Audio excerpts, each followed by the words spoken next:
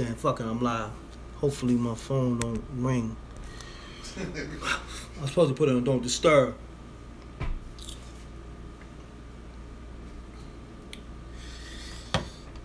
Got people already in the room. Salute to the rec mob. Change your plans. I'm gonna be cooking up everything. I'm gonna burn it up in here. Hopefully I don't burn down this motherfucking crib. You heard? Gene in another room. I'm about to cook up a storm in here. I don't even know what to start with. Don't tell them, y'all. You heard? You're now tuned in. We ain't even got a name for this. We just gonna call it the Gene Deal Cooking Show. I'm just a sidekick. M.Reck, you know what I mean? He doing all the cooking. I'm gonna be doing the filming. It's gonna be on his channel as well. The Gene Deal Show. So subscribe to that and all that. You dig? But anyhow, I appreciate y'all tuning in. It's already over 50 people in less than a minute. Hit that like button. Y'all know the M.Reck room etiquette. Hold on, let me fix this tripod. How we looking? Is the camera looking good? Camera looking smooth? What's going on, man? I might have to clean this bitch. Is the camera looking good? Gene, you got like a terry cloth? Yeah, it's terry cloth in there. Let me see. You know, I say terry cloth because it's very soft. You heard? Hold on, y'all. I'm cleaning off the camera lens. You dig me? You know, we live, so you're going to see the terry cloth on the camera and all that. Y'all stay tuned in. We here, like we said, 7 o'clock on the dot. Y'all just make sure you hit that like button. It's going down. Hold on, man. I got to position this a little different so y'all can see what's going on. Let me move this thing back. Make sure this cord...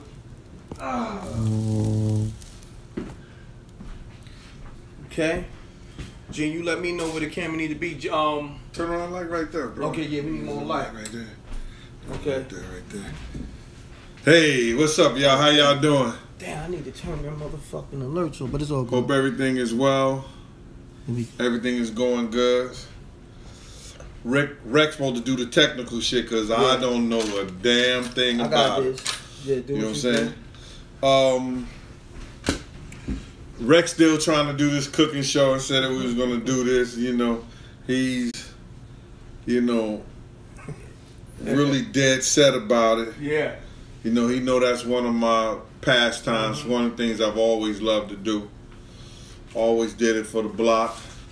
Always did it for my friends and everything like that. Now he doing it for MRecktv as well as, what's the name of your channel?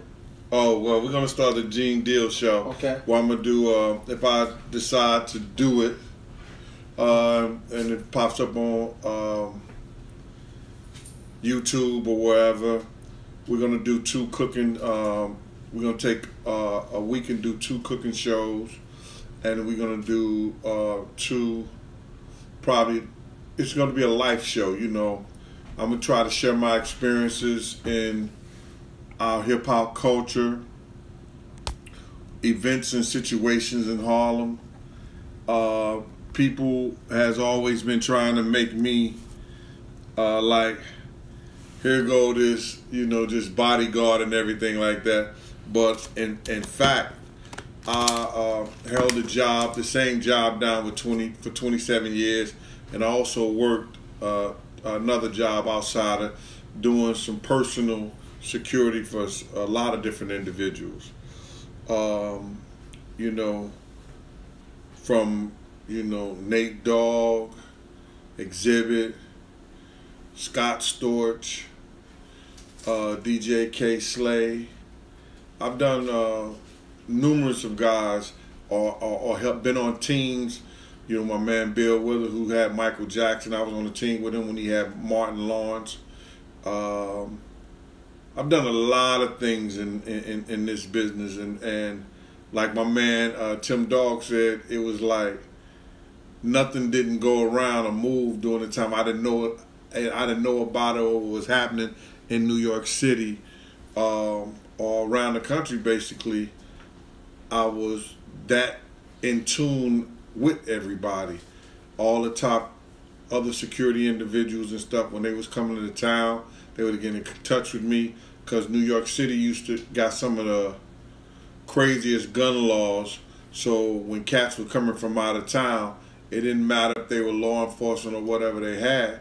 They needed somebody that they knew who could get it to them. And at that time, I was that dude.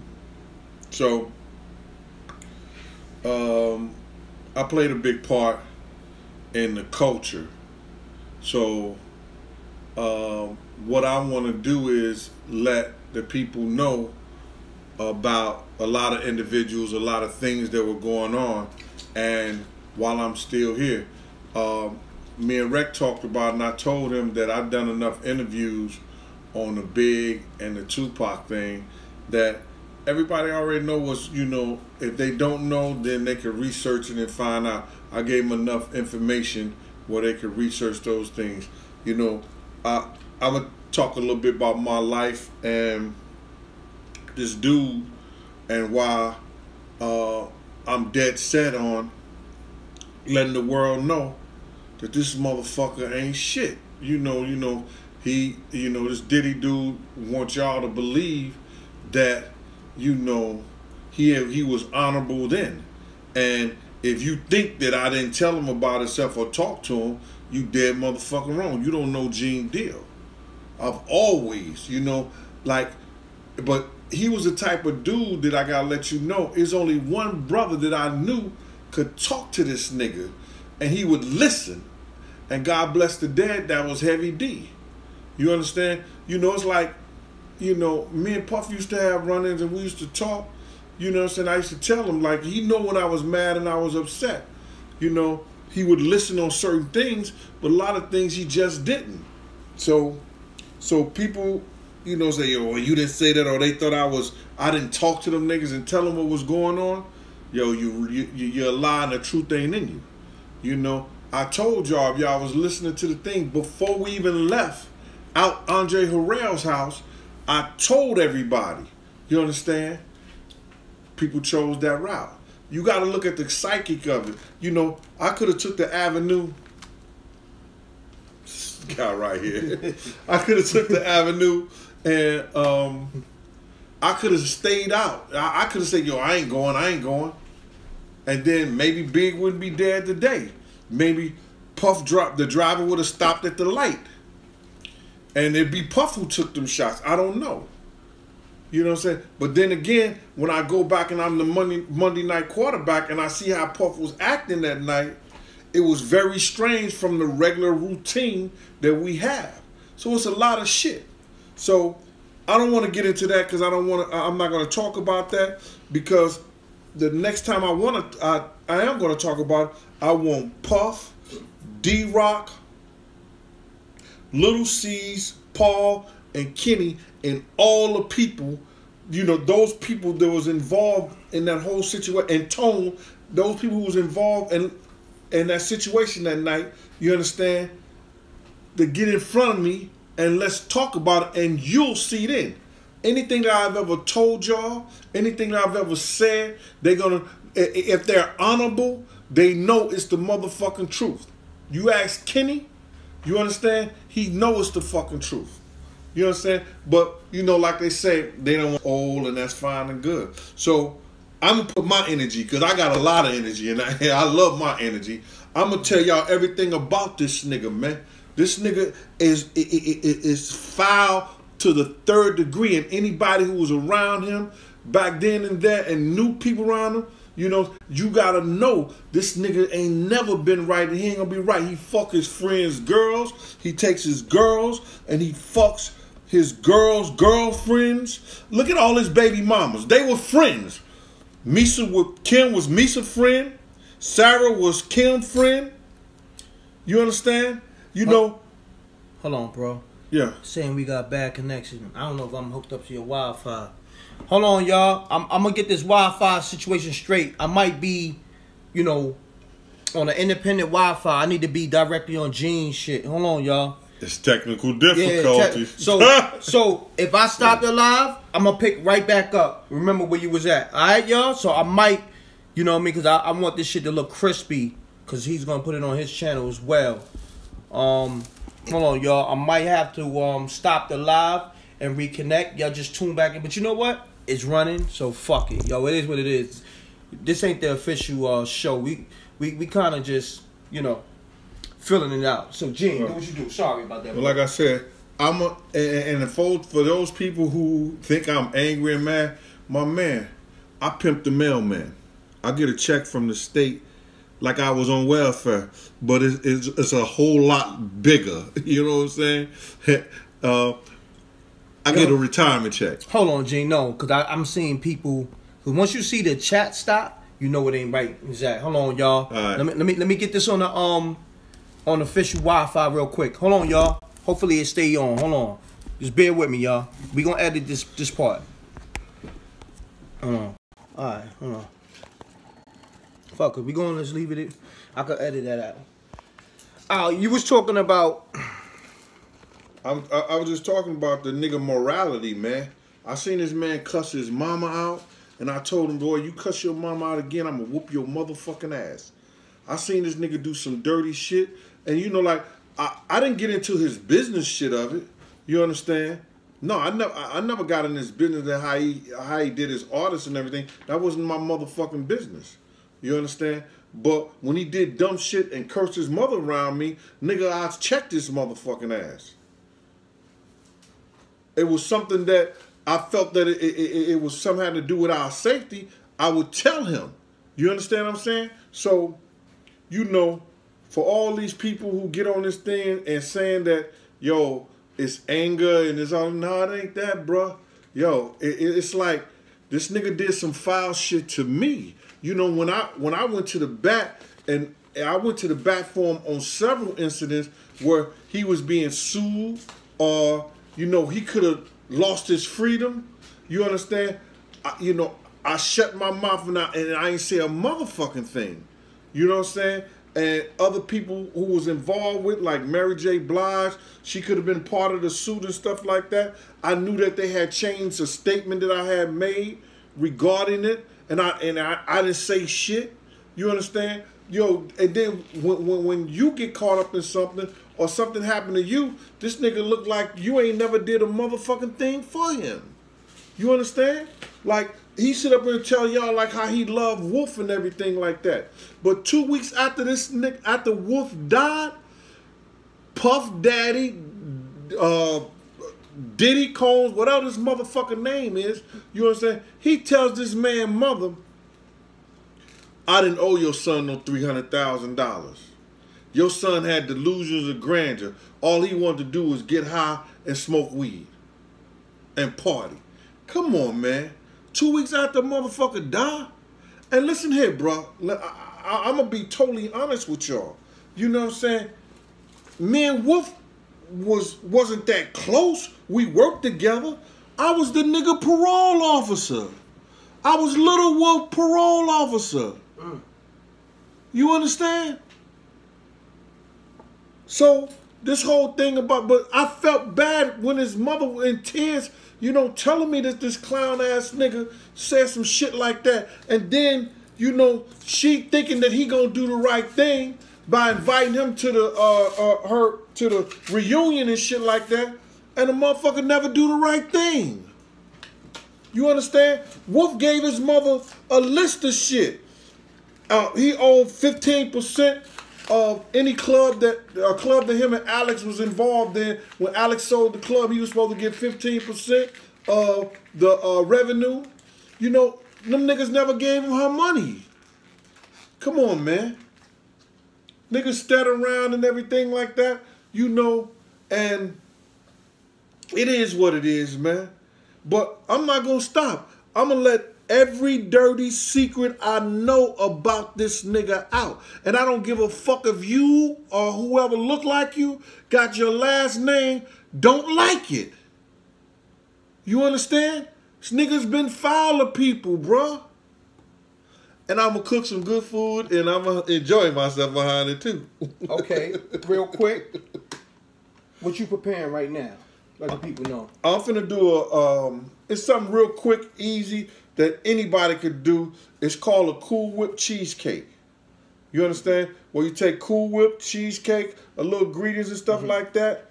I'm gonna do a strawberry flavor, but I fucked up. I forgot because you're supposed to use vanilla extract, but I got black vanilla extract. You know, so I'm gonna use that, and it's still gonna taste the same, a little darker.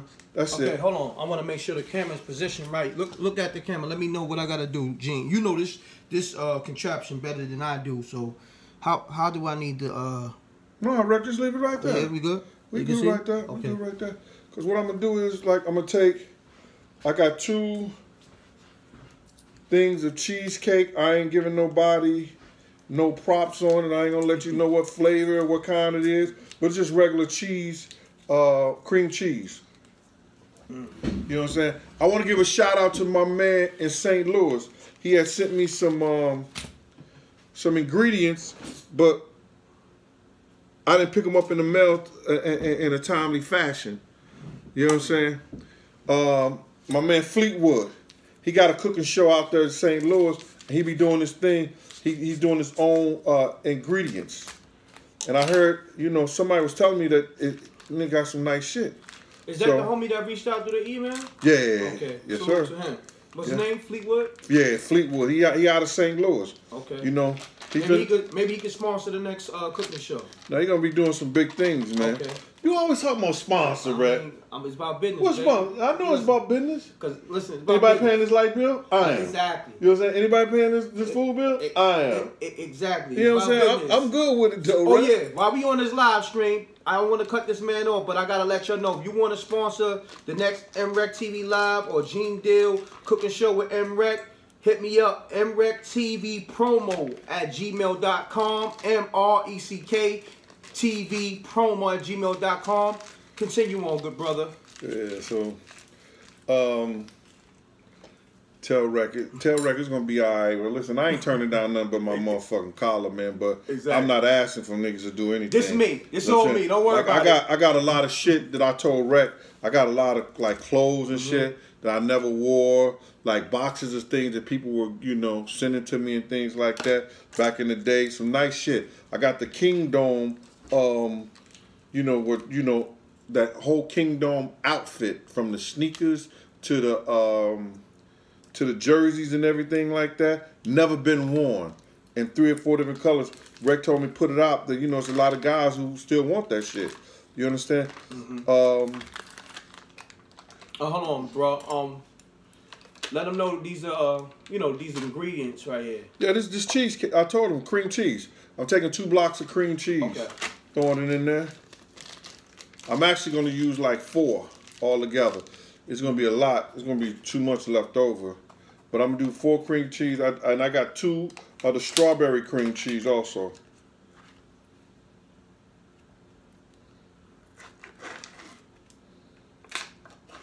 Let me see what they're saying. Smash that like button. Salute to the homie who just said that. You know the M.Reck room etiquette. I'm doing some strawberry cheese, cream cheese also. I don't know why I'm using the fork. Salute to the Rec Mob. And if y'all want to donate to the show, the link is in the video description. Okay? It's the PayPal link. It's in the video description. And make sure when you send the PayPal, put Gene Deal Cooking Show. Because, you know, I got to sponsor, you know, the groceries at least. Like, if you know what I'm saying? My man do me a favor. So, you know, hold me down on the donations. I keep this thing going. At least if I sponsor the groceries and, you know, if I get the sponsor to endorse the next cooking show, I can put something in my man's pocket. You feel me? So I'm using like I'm only gonna do 3 because it's gonna be a lot in here. It's gonna be a lot. So I'm using like the cream cheese. We're gonna smash it down a little bit. And then somebody said something about Thanksgiving.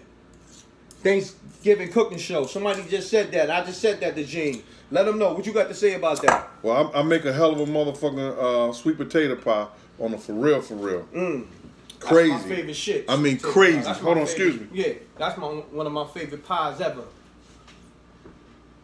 These are some strawberries that I took some brown sugar and I just threw it in there. I'm gonna just throw little strawberries in there. Right.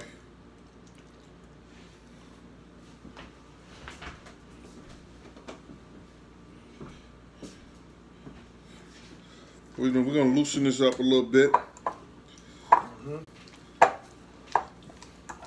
before we start getting the other ingredients in there. We live. My man cooking live right now, making dessert. Yeah. My man, Big James. So what kind of questions you got for me, Reck, man? Let me know when you ready, man. I don't know if you ready, man. You might burn the food. Nigga, I was burnt. How am I burn a fucking dessert, Reck? This is some the questions I got. You gonna fuck up the food, yeah? Yeah, never fuck up. Yo, let me sit down a little bit. You know what I'm saying? So people see. Yo, I'm gonna smash this. I'm gonna mix this together right here. A little something. I'm gonna mix it up. Right. So what I'm gonna do is I'm gonna take a cup of flour. Let me get it. Put some flour right here. I'm gonna let it rock. We're gonna do a cup of flour.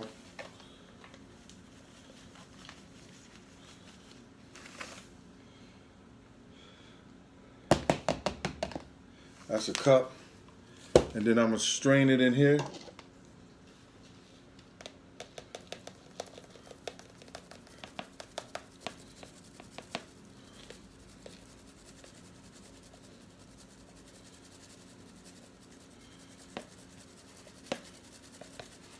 Shouts to Luma the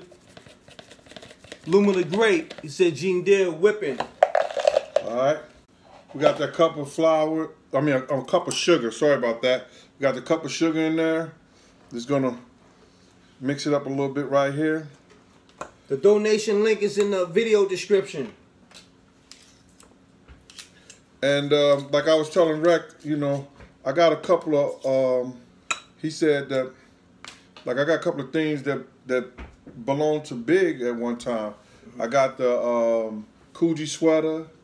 I got 2 Brooklyn Mint, one sweatshirt, 1 shirt, velour shirt, and I also have I have my shoes that he wore at Soul Train, his last performance. Real quick, somebody just asked, go ahead. Do you know what Biggie's favorite meal was? Shit, he said it, I guess. The T-bone The steak. T-bone steak. Welch is great. T-bone steak. Welch is great. Yeah, he said that shit on the thing. I'm gonna take a cup of not a cup, 2 tablespoons of vanilla extract. We're gonna throw it in there. Put it in there.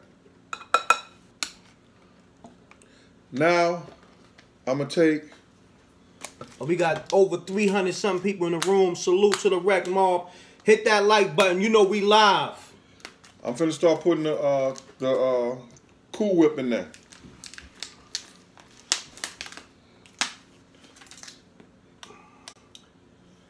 And you know, like it's just that, you know, you might, you know, people say whatever they fuck they want to say about the route that I'm taking. You understand? But it is not gonna go down in history that you ain't gonna know everything about, you know, this scandalous shit. That, you know, this whole bad boy scandalous shit, man. That he just outright just did motherfuckers dirty. Look at the president of Bad Boy was Kirk Burroughs. You don't hear shit about him. He's a genius. He was a genius. You understand? I mean, like, getting people their money, putting the things right. But he had that false sense of security that he always thought Puff was gonna do the right thing, and look where he at right now. Come on, man. Somebody, Luma the Great said, how many calories does this dessert have? Enough to fill your ass up, bro. Yo, that's what a dessert is, man. You know what I'm saying? Listen, you could use, if you want sugar-free Cool Whip and all that other shit like that, you could use whatever cream cheese you want to. Man, I'm doing this shit, man, because it not only tastes good, it's real quick. You understand? It's something quick that you could have. It's something quick that you could do. And the kids love it. The adults love it. And, yo, this is for my young guys who out there trying to impress a chick sometime and say, yo, listen here, I'm a cook. You know, that's what I want to do. I want to show young men how to, like, put shit together real quick and easy. You understand? And then, yo, it's all about impressing the women. You ain't got to go out there and they worry about what you got on or worry about what you driving and everything like that. You understand?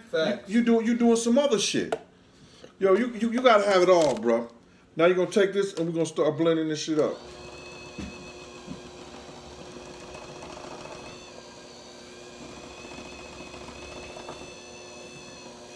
We're going to blend this up, man. But I'm waiting on these questions for Reck. You know, I don't think this nigga got no questions, y'all. Hold on. You know, I think Reck be on some bullshit sometimes. Hold on. You know sure? what I'm saying? All right, we going to get right into the shit. You know what? I'm going to let you do that because, you know, that's making a little noise. I want the people to hear this. Yeah. You know what I'm saying? All right. I'm going to start with something light, though. Well, this is going to be a minute then. No. Let me see what the people talking real quick. Well, let them ask some questions. Yeah. Sure. Ask some questions. Let me know. Right now. Throw some questions because I got my questions.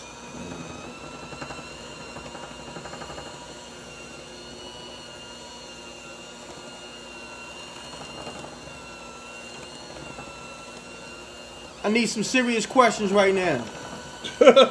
Gene got the scrap. I mean, you already know. We keep those. Keep those on deck, baby. Oh,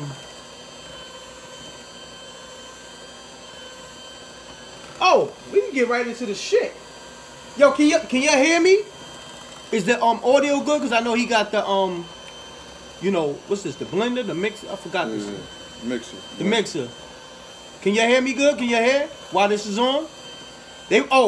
Somebody just asked a wild question. Go ahead. Was Puffy really a fun boy? Listen, I never seen him in the act with another man alone. Now, he's that type of dude, he'll take his girl, his baby mama with you and your girlfriend and your mans in them, and they'll go out and they do all kind of freaky shit with each other and together.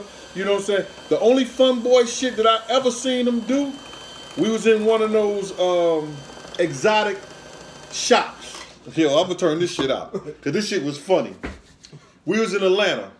We go to those exotic shops where you get all kind of, like, they buy oils, dildos, spooky. Yeah, you know what I'm saying?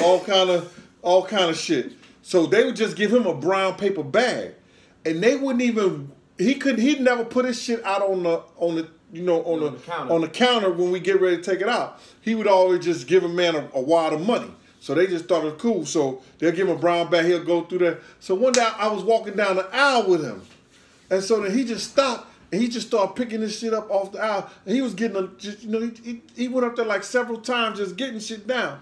And so then I pinned in on what he was, where he was getting it from. And because I was just staying a couple of feet behind him. So when I went by, I looked up. I said, yo. And I seen the shit up there and it said butt plugs. And I said, yo, my man, what'd you get this shit for? And the nigga said, yo, on everything I love, man. He said, yo, Reck, he said, yo, can I do my shopping by myself? Yo, hold on. You know I'm with the shit. We love MRecktv. That nigga said, can I do my shopping by myself? I start dying. Yo, did this nigga Gene say he was with Puff in a sex shop and he watched him buy some butt plugs? Like, hold on, pause. Break the pause button. Pause. Yeah. That nigga said. That's some spooky shit. This shit got spookalicious real quick. No, the nigga said, "Can I do my shopping by myself?" Yo, that shit was funny, man. After you see him grab them butt plugs, he said, "Yo, can I do my shopping by myself?" He said, "Yo, hold on, what's that for?" Yo, spooky. Okay, let's see who else got some questions. That was a good one. I want to salute that person. That was a good question. That was definitely fuck fun boy. That's some more other shit. We gonna leave it at that.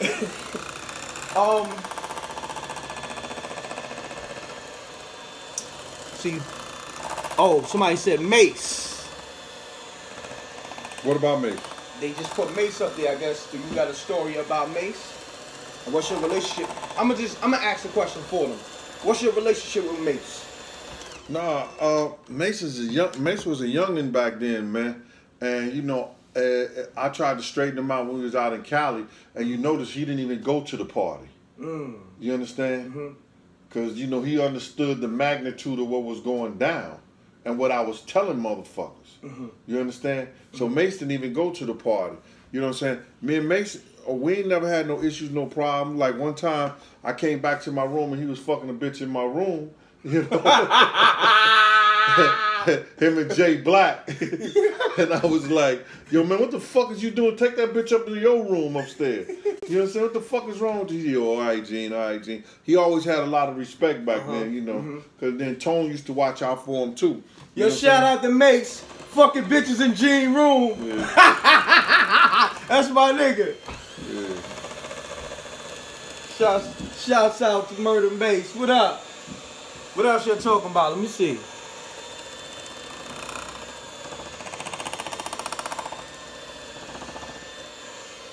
Damn, the chats is coming in fast.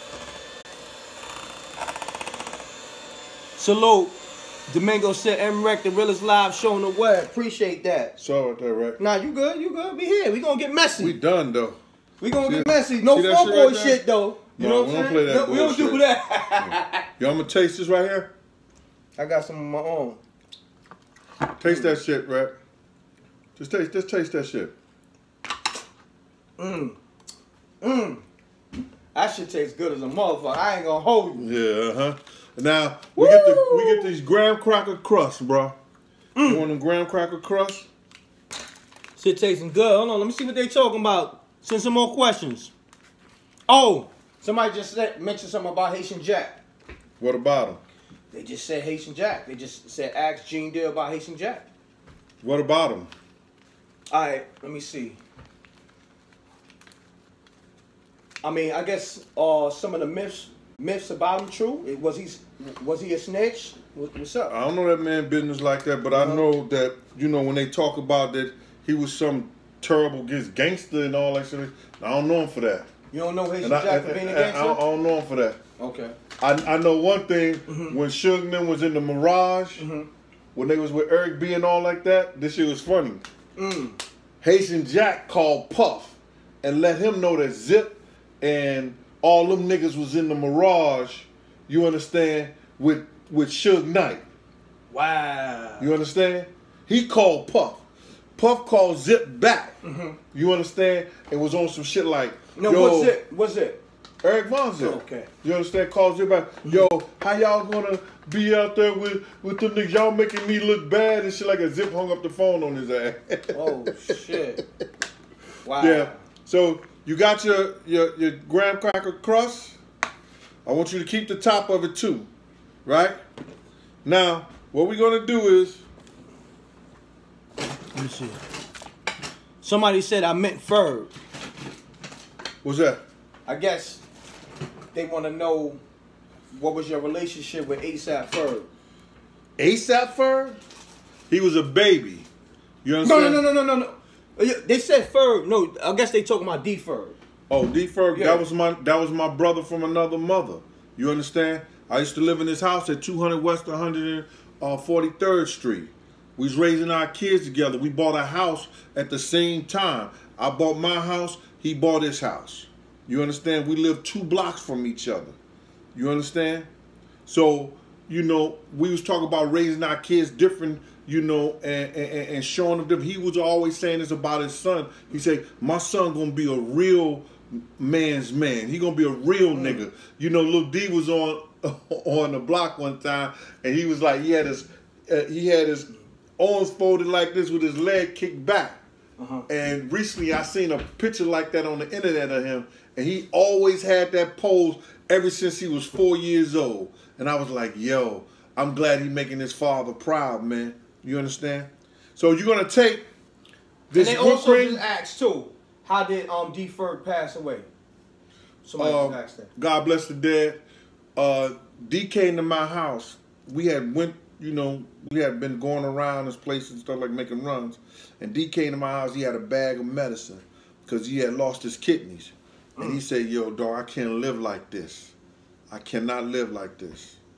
I said, what's up, D? He said, yo, I can't take all these pills, man, because he had lost his kidney, the work of his kidneys. And then next thing you know, the nigga waited too late to get on the kidney machine, and he died on the kidney machine, man. Wow. God bless the dead. God bless the dead. You gonna take this? Yo, real quick. Somebody asked a question. Go ahead. You might know this, and you probably heard about it. Did D-Rock put hands on Ghostface? I don't know about that. Oh, you don't know about that? Okay. Yeah. I don't know about that. Okay, now let the people know. You see, I'm taking this right here and just putting it in this cake pile right here.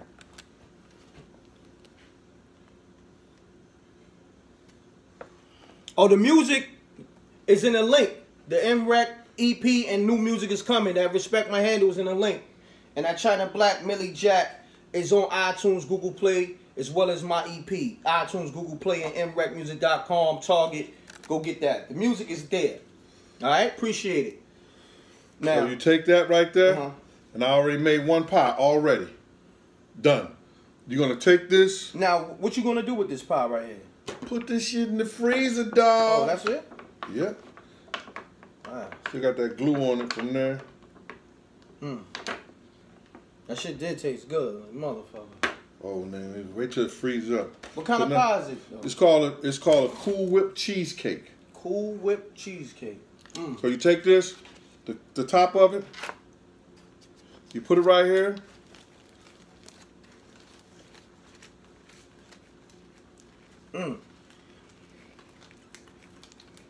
Live on MRecktv, Gene Deal making cheesecakes for you. The Cool Whip cheesecake. The Gene Deal specials. All right. I got them for sale on the low. He don't know that, though. And this nigga probably try to sneak him out of here. That's the pie right here. Cheese good. You gonna take it, put it in the freezer? Let me know if y'all need some pie. Hit me on the low. We're gonna do the other one. After I finish this, we're gonna do the salmon. You know, I make an incredible salmon. You're gonna take this, and you could do the recipe with this salmon. You could use any kind of fish with this, with the recipe. Real quick, somebody just asked, did Big really have love for Tupac? Listen, man, on the last day, I mean not the last day, on the last week when I talked to Big in the Winnebago, it's some big shit behind that. You know what I'm saying? He was telling me his whole life story, and I didn't know I was talking to a man that really knew he was about to die. Because the shit that he was telling me, you know, it was just crazy. And he did tell me, yo, that was his dude, that was his man. He said, but Pac had a side to him because he couldn't come to Pac and tell Pac, yo, you can't fuck with these niggas. You can't do this with these niggas, man. Because he knew Pac was going to tell them niggas. So, you know, he fell back on them, and he regret that he fell back on them like that. He regretted that he didn't have money. You understand? He told me this shit out of his mouth on Everything I Love. He said, man, I didn't have money to give him. And nobody was teaching this niggas. Big could have did a show to raise money for Pac. But they wasn't teaching this nigga the right thing. The niggas just was in his ear. The people that was close to him. If that's your man, do a show for him and give when Jada Pinkett and Jasmine Gardner was coming around for money, asking people for money, then have something to put on your man books or put that money together for the lawyer so he can get out. They wasn't teaching him that. And he was fucked up. He was so fucked up on that first album because he said, yo, the niggas who was representing me didn't know what the fuck they was doing, so I had to sell my marketing and my publishing to Puff. You understand? So to answer your question, yeah, he had love for him, but how much? I can't measure that. I'm finna put this other one in this right here. Now we gonna get into this shit. You ready, Playboy? I don't want you knocking over the pies. You feel me? Okay. You know I know, because me and you talk all the time. It was a time that you told me you, Diddy, and I guess y'all was coming off tour, and y'all went to Birdman house. Yeah. And Diddy tried to stunt on Birdman, but right. Birdman G-checked him. Can you elaborate on that story? Well, it was during the Super Bowl time. It was the St. Louis Cardinals versus the New England Patriots. I still got the gift shit that they gave us. I showed Reck. Reck said that shit gonna be worth a lot of money because they put shit under the seats at the Super Bowl.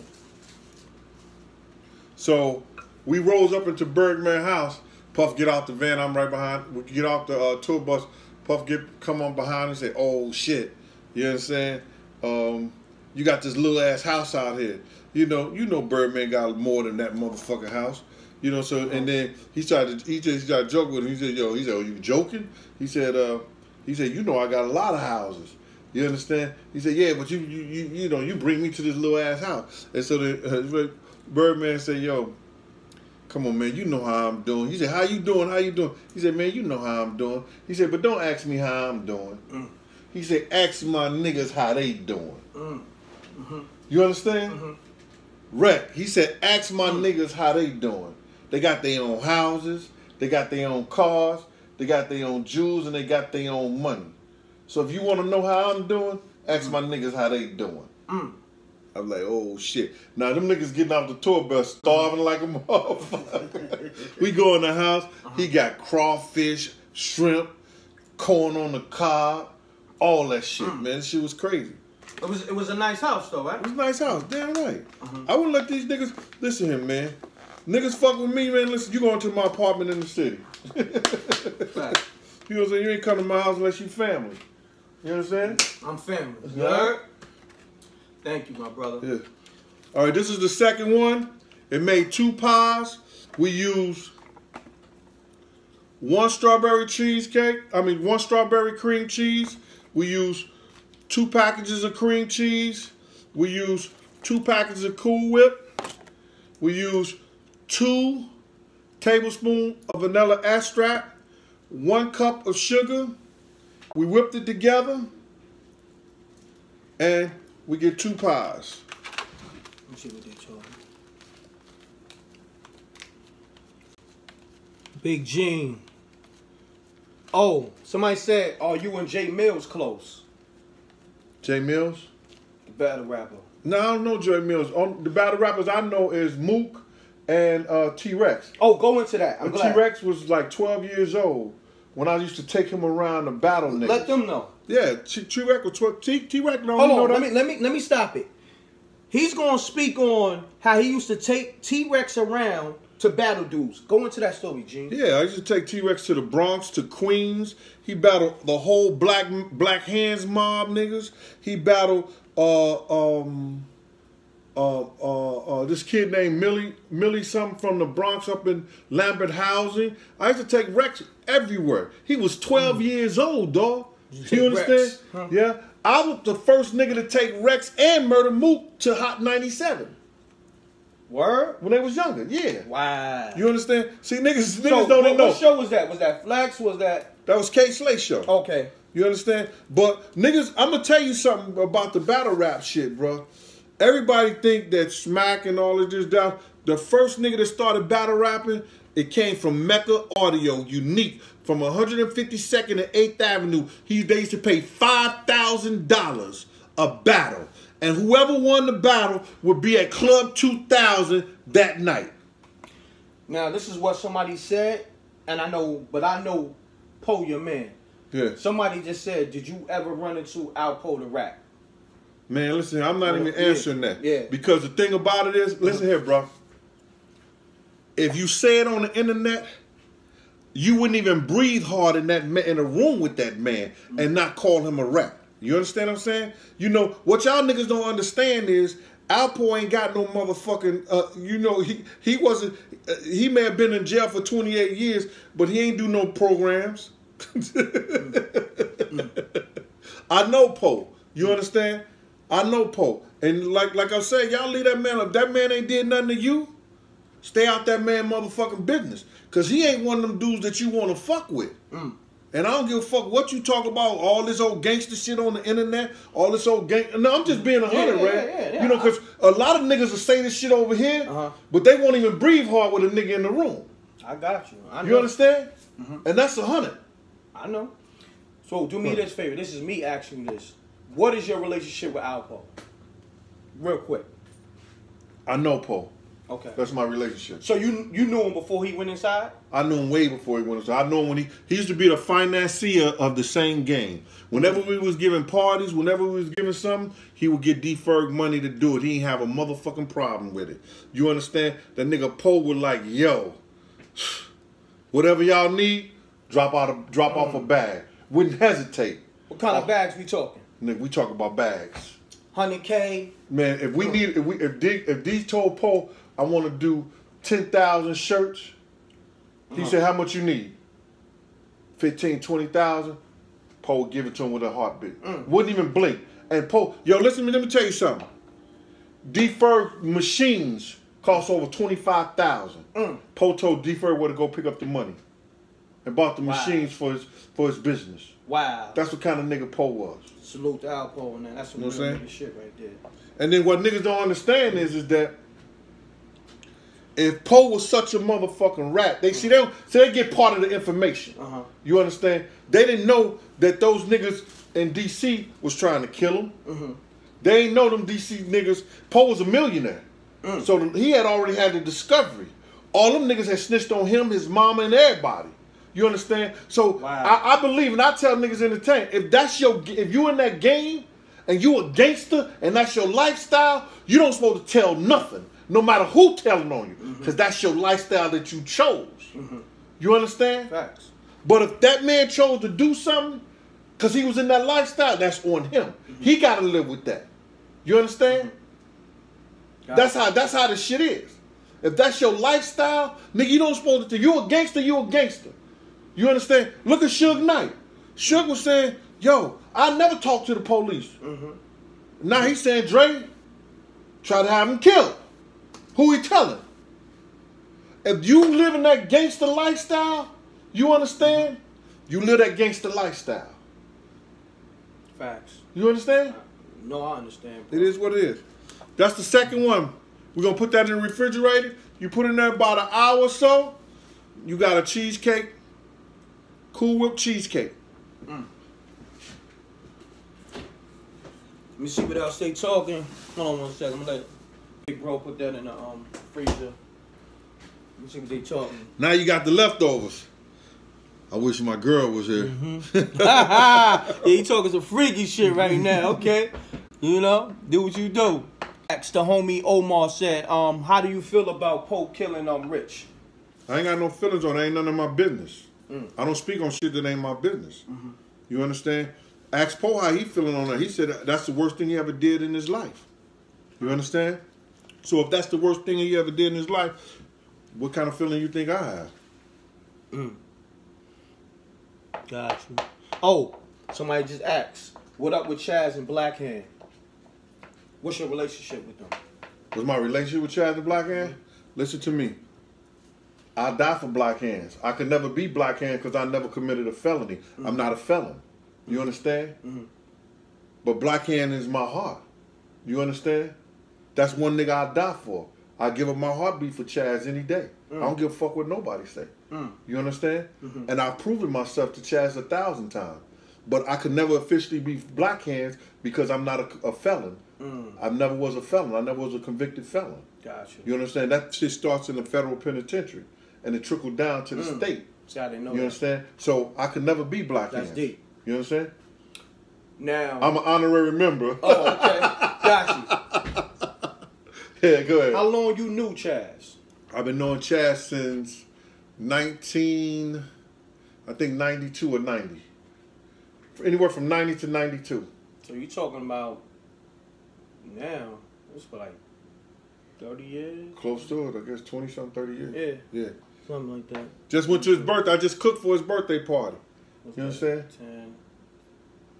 Yeah, almost yeah, it's 20 something. It's over 20-something years. Yeah. Go ahead. All right, let me see what else they talking. What was your reaction when you heard Tupac got shot? I was on, before y'all even heard it, we had heard it. We was on the steps, and we got a phone call, and they said they had shot Tupac. Mm-hmm. And they said, yo, they got them niggas. Like, I was like, oh, shit. And where you was at? On 112th Street between 7th and 8th Avenue. Wow. On the stoop, sitting on the stoop. It was about... What time is this? About 4:30, 5 a.m. in the morning. Wow. Me and my brother sitting on the stoop chilling. Go ahead. Yo, shout out to my St. Louis niggas. Yo, Reese Mo! Pick up your phone when I come there. Alright? You understand? Alright, now we gonna get into some shit. Now, this is me. What made you... I'm enjoying this shit, Reck. Go ahead. Okay. What made you decide to take on being a bodyguard? Like, what... Like, cause that had to be a conscious... It had to be a conscious decision. But Reck, you know, I never looked like I never was right no like no bodyguard. What happened was that when you got niggas as part of the crew and they the biggest niggas and they supposed to be the muscle and everything like that, you know, they the ones gonna be at the door. Like at same game we used to get parties. So it was the right thing for me to be at the door. But people didn't know that all the parties that we gave, it was my idea. Wow. You understand? I took what I learned in school, you understand, by being a member, you know what I'm saying, of a fraternity, learning from stuff from my fraternity after I graduated from college and everything, and going to finish pledging in school, you understand, learning what the stuff they were doing. I took that and what I learned in school, and I brought it to the street. Gotcha. You understand? I took D. Ferg and Mike Cock to their first Greek picnic. You understand? In Philly. They used to give it in West Philly.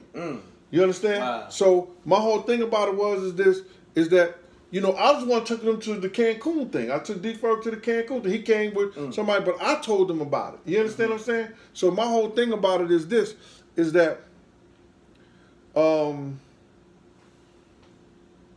we at now? I asked you, what made you become a... Oh, the bodyguard shit. Yeah. So I never looked at it like I was no bodyguard. You understand? Like, I'm just a nigga that you my man, I'm going to protect you because Puff was a part of the crew at the time. I didn't want to fuck with him. You understand? No, but hold on. Before you go there, now you open that door. First, you got to say this. How did you and Wolf meet?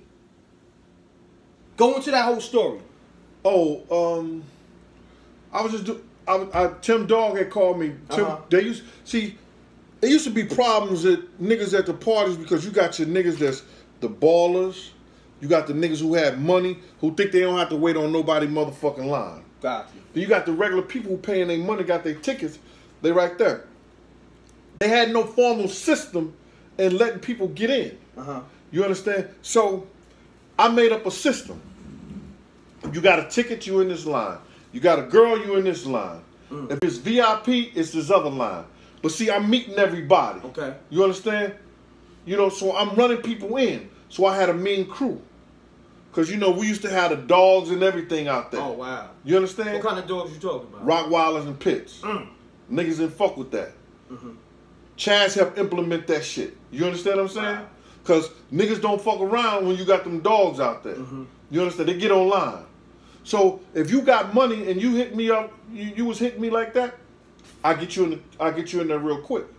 But it's how you do it. You understand? So now, being a bodyguard and being a security person now is two different things. You got to know. I can go to. I can see a crowd outside the line, and you can have 1,000 niggas in front of the door. You understand? I know how to get that 1,000 niggas in there. I know how to get those 1,000 people in there in less than an hour. Master at that. So Tim Dog and people knew that I could get the people in there, so they used to hire my crew just to do the outside. You understand? Because if your money's stuck on the outside, you ain't making no money inside. Gotcha. You understand? So I knew how to get the people in there. Everybody gets searched. Everybody, you know, whatever the situation was, boom, we was doing it. So after the City College incident from fucking with Puff, I said I wasn't gonna fuck with him no more. Okay. You understand? And then, you know, he was saying game. And so D Ferg, she had a talk with me. You know what I'm saying? Yo, Gene, Poe said, you know, Puff gonna be a millionaire. You should fuck with that nigga like that. You know what I'm saying? Like, you should do security for him. You should do the security for him. I said, man, I don't want to fuck with that nigga like that. I don't like him like that. You understand? And so then Tim Dog had gave a party at the Lowe's Hotel. This is crazy. Tim had gave a party at the Lowe's Hotel, and Wolf and my brother from another mother, Slick, had words. And somebody in Wolf crew, I'm just going to put it like that, took some shots up in the air. Yep. Wow. Okay. Yeah. And then when they took some shots in the air, I'm just going to go real quick right here. I ran and I subdued Wolf. When it, you know, got him down in the whole 9 yards. Long story short, the DA was charging him with shooting and everything like that. I told him I ain't know who did it. I ain't see nobody. I just grabbed the guy who was talking the loudest, and I made a mistake. And that was it. And it went on from there. And so then Wolf, after they had the problem in Atlanta with Suge Knight shit, and they was looking for me to work, me and Wolf met up because he wanted me to be down with Bad Boy. Get back with Puff. Well, I was with Puff before Wolf. You understand? And then, but he wanted me to come back. And then I said, yo, are we good? He said, yeah, we good. He said, yo. And he put it out there. He said, yo, if a nigga run at me and I got a gun in my hand, I want that nigga on my team. You understand? And a lot of people know this to be true. From Tim Dog, from the people that was in Wolf Camp, the people that was in our camp. You know what I'm saying? Now, I'm going to go into a story. I'm glad you elaborated on how you met Wolf and what did Wolf say to Puff? I guess you was there, but what did Wolf say to Puff in terms of what he can do for y'all to put money in your pocket? How did Wolf elaborate to Puff? Puff always had a problem with spending money on his crew. You understand? Wolf was a nigga who had his own money. Because, you know, he come from that Butt Naked crew. Corey and Buck. You understand? So, Wolf always had his own money. You understand? But Wolf told the nigga one day, he said, yo, listen here, man. You got niggas around you starving like that. You know what I'm saying? You only giving niggas a check. And you could give a party for each one of us. Just your main niggas. Me, Paul, and him. Your Wolf, Paul, and me. He said, you would give us a party so we could buy us our own fucking house. We get the money on the door because the Mirage hold like 1,000 motherfuckers. And if Diddy was giving a party, everybody and their mother was coming there. About how many times a month Wolf explained to Puff that he could throw a party for you? He said he could throw a party once a month, once every other month to give us a down payment or the money. Because, yo, dog, you could make $100,000, $200,000 on one of those parties. Wow. On one of those parties. So Wolf was basically saying, yo, if you let us eat on the parties, you co-sign it, we can all have houses. Yeah. And what Puff said? Man, I don't know how to take. I don't know, man. I don't know what you're talking about. Puff never knew how to take care of niggas. You know what I'm saying? One day it was me, D-Rock, and them birthday. I think D-Rock's birthday may be the 16th or the 17th. Mine's the 16th of October. And yeah, I'm trying to fix the Wi-Fi. I'm on Gene Wi-Fi. I think his Wi-Fi is kind of spooky. You dig what I'm saying? It's my man. I'm gonna have to get him on that Verizon. You know what I'm saying? You know me. I go in. If you got nasty boots and nasty Wi-Fi, right now, Gene Wi-Fi is kind of nasty. So, you know what I mean? I'm about to get nasty and put this motherfucker out. He started talking about my shit around here. You know what I'm saying?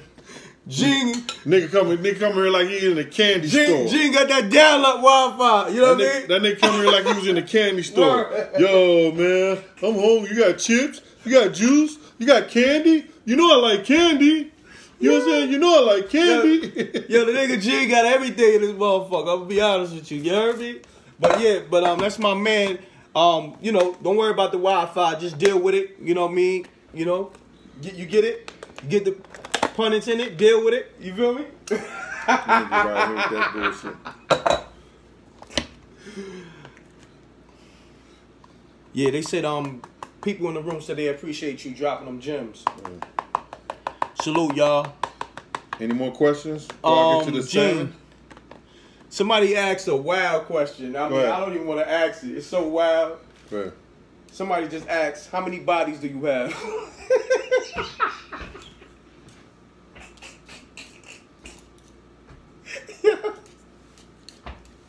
No comment, man. No, I'm going to comment on that. No comment, man. Check this out, bro. There's a difference between a nigga and a black man. And a nigga answer that. I'm a black man. There you go.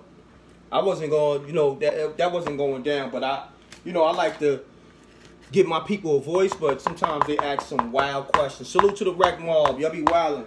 Let me see what they talking. Oh, they want to know about your hand skills.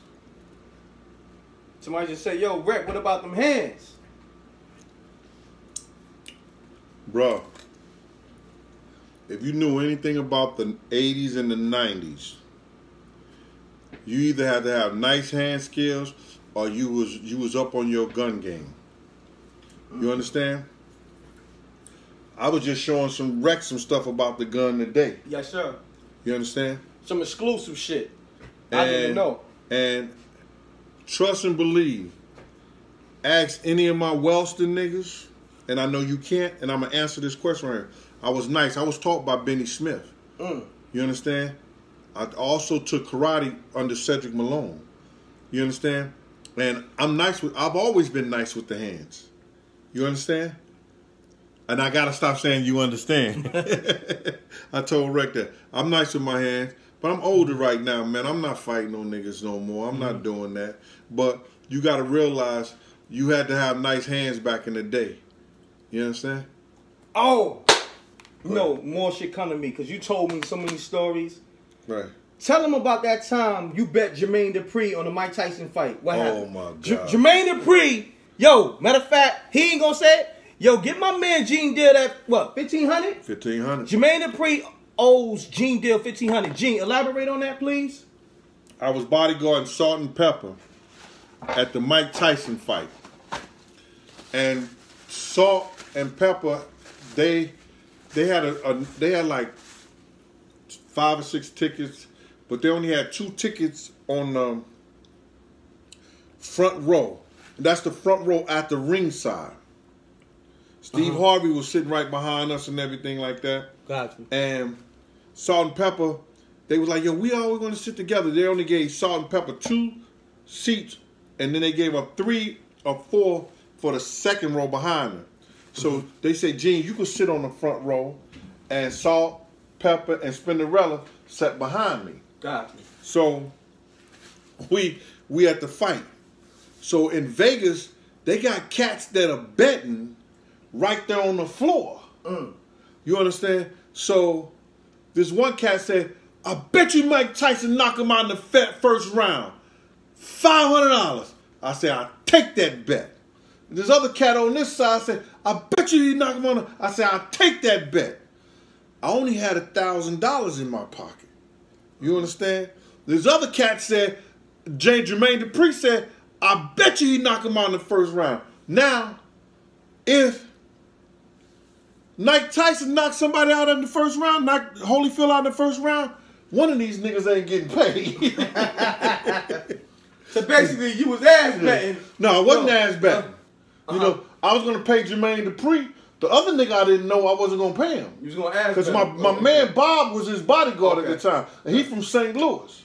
You understand? I'm not gonna disrespect St. Louis. Gotcha. You understand? That's family. This other nigga I don't know. Okay. I tell a nigga meet me at Salt. I give him a ticket to Salt and Pepper party and say meet me at the party and get a nigga 500 at the party. There you go. You understand? Gotcha. Because Pep was about to butt 10,000 on Holyfield. Who?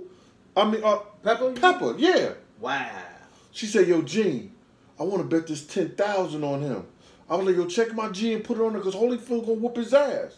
And they said, and Spinderella said, "How you gonna bet against Mike Tyson? That's our homeboy." She said, "I just got a feeling that he gonna get." Pep said, "I got a feeling he gonna get knocked out today." Wow. And this is Pepper saying that. Pep said that shit on Everything I Love. Wow. You know what I'm saying? So I'm trying to get her to, you know, bet her 10,000 with my 1,000. Niggas 25 to 1. Woo. I got 25 G's, nigga. Yo, so we down there. So now I win. I got 1,500. So the other dude said, bet that 500 back. I said, bet that 500. Jermaine Dupri paid me my money. I said, bet that. He said, Jermaine Dupri said, bet back. He said, bet it back. Okay. Bet it back. I bet it back. He gave me a G. So now I got a G from the nigga. So I got a G here, G here. So I got 3,000 plus mine. Rounds. We betting on rounds. Okay. So then the nigga said, Jermaine Dupri said some shit. Yo, I bet that Mike beat him. I said, bet that. He said, what you betting? I said, 1,500. Got 3,000. I ain't lose nothing. He said, bet. Now, if you don't believe me, if you look at that fight, and I showed it to Rec. Facts. I got a blue jean. I got a jean outfit on. It's got blue right here, green sleeves, and green pants on it. Lime green, not lime green. It's army green. Army green sleeves. Gotcha. Blue right there. When that motherfucker Holyfield, they had me one. I jump out the crowd. They got me doing like everybody's looking stunned, and I'm doing like this. Yeah, yeah, yeah. And this motherfucker Jermaine Dupri getting up, running out the motherfucking door with his bodyguard. I said, motherfucker, I thought money ain't a thing, huh? Wow. So you mean never paid it? So I stepped to Bob. Okay. I like, yo, Bob, nigga, your man owed me 1,500, dog. Now who's Bob now? Bob was his bodyguard. Okay, got you. You understand? He said, yo, Gene, I'm gonna get your money, man. I'm with you. Never heard from the nigga, never seen the nigga. After that. Damn, so he still owe you 1,500 to this day? I hope he invests that motherfucker. You got stock in So Death. Yeah, man. Let's see what they talking, man. Oh, you know we gotta talk about it because me and you talked about it on the phone. How you feel about the females right now? You know, Remy, Cardi B, Nicki, you know, them battling, and what's your assessment on that whole shit? Man, I ain't talking on no chick shit. You know, no disrespect to them, but that's chick shit. You know what I'm saying? I'm not talking on that. But as far as Cardi is concerned, you know, I know Remy from Papoose. You understand? You know, and Pap is my family. You understand? Got respect for him. You know what I'm saying? But Cardi, me and I used to work together at Sue's. You know what I'm saying? So what is Sue's? Sue's Rendezvous was a strip club. Sue's Rendezvous was a strip club up in Mount Vernon. And, you know, we used to work together. You know, I used to ban her when she come, put a ban around her arm because she was under 21. And she always followed the rules. You understand? She was a chick in there, even though she wasn't one of the top girls at the time. She followed the rules. She got her money. And if you put on some niggas to get money, at the end of the night, she would hit you off. You understand? So, other than that, she was always, you know, a cool and good girl. A lot of respect for her. We had a lot of respect. She wasn't like, I seen that shit that girl was saying, bitch lying out the side of her neck, man. You know what I'm saying? On that little girl. That girl was not like that. You understand what I'm saying? Gotcha. And we knew who was like that. We knew who was doing, because niggas be videotaping those girls, bringing it back, showing us, laughing. Wow. You understand? So we knew who was doing the shit. And we knew who was out there selling pussy. We knew who was out there going on trips with niggas the whole 9 yards. Because niggas come back with the videotapes. So Cardi B wasn't doing VIPs, basically. That's what that's called, like VIPs in the club. You know? No, she would. I don't know her for doing none of that shit. Okay. You know what I'm saying? But go ahead. That's what VIP is. You know, for those that don't know, they'll pay either the club or the chick like a few $100s to smash the chick in the club. They got like a private room. So basically, chicks was getting smashed at certain times, so like, but she wasn't one of the women who was going through that. Gotcha. I'm doing that, not at all. Shouts to Cardi B. Go ahead. What else we got? It was something else we wanted to talk about. Oh, I mean, I know you don't want to bring it up. I'm bringing it up. He gonna probably be mad at me. Fuck it. It was a time where Jay-Z came to a club where you was at. I know. I mean, you can go in and out with it real quick. How did that pan out? You was at a club and Jay-Z was trying to get in. Can you explain? Can you elaborate on that? No, I'm not. It wasn't about shit. It wasn't even nothing. I checked him, and he, and that was it. And he wasn't that dude that everybody thought he was. You know what I'm saying? And he ain't that dude that everybody thought he was. And I'm just gonna leave it at that because the simple reason is that nigga ain't a good dude. He ain't good. I got a story that blow you out of the motherfucking water about that kid. And some shit like that. What you need? No, I'm just put this in the refrigerator. Okay. But excuse me, y'all. Put this up. Got you. Go ahead. Let's see what they talking about.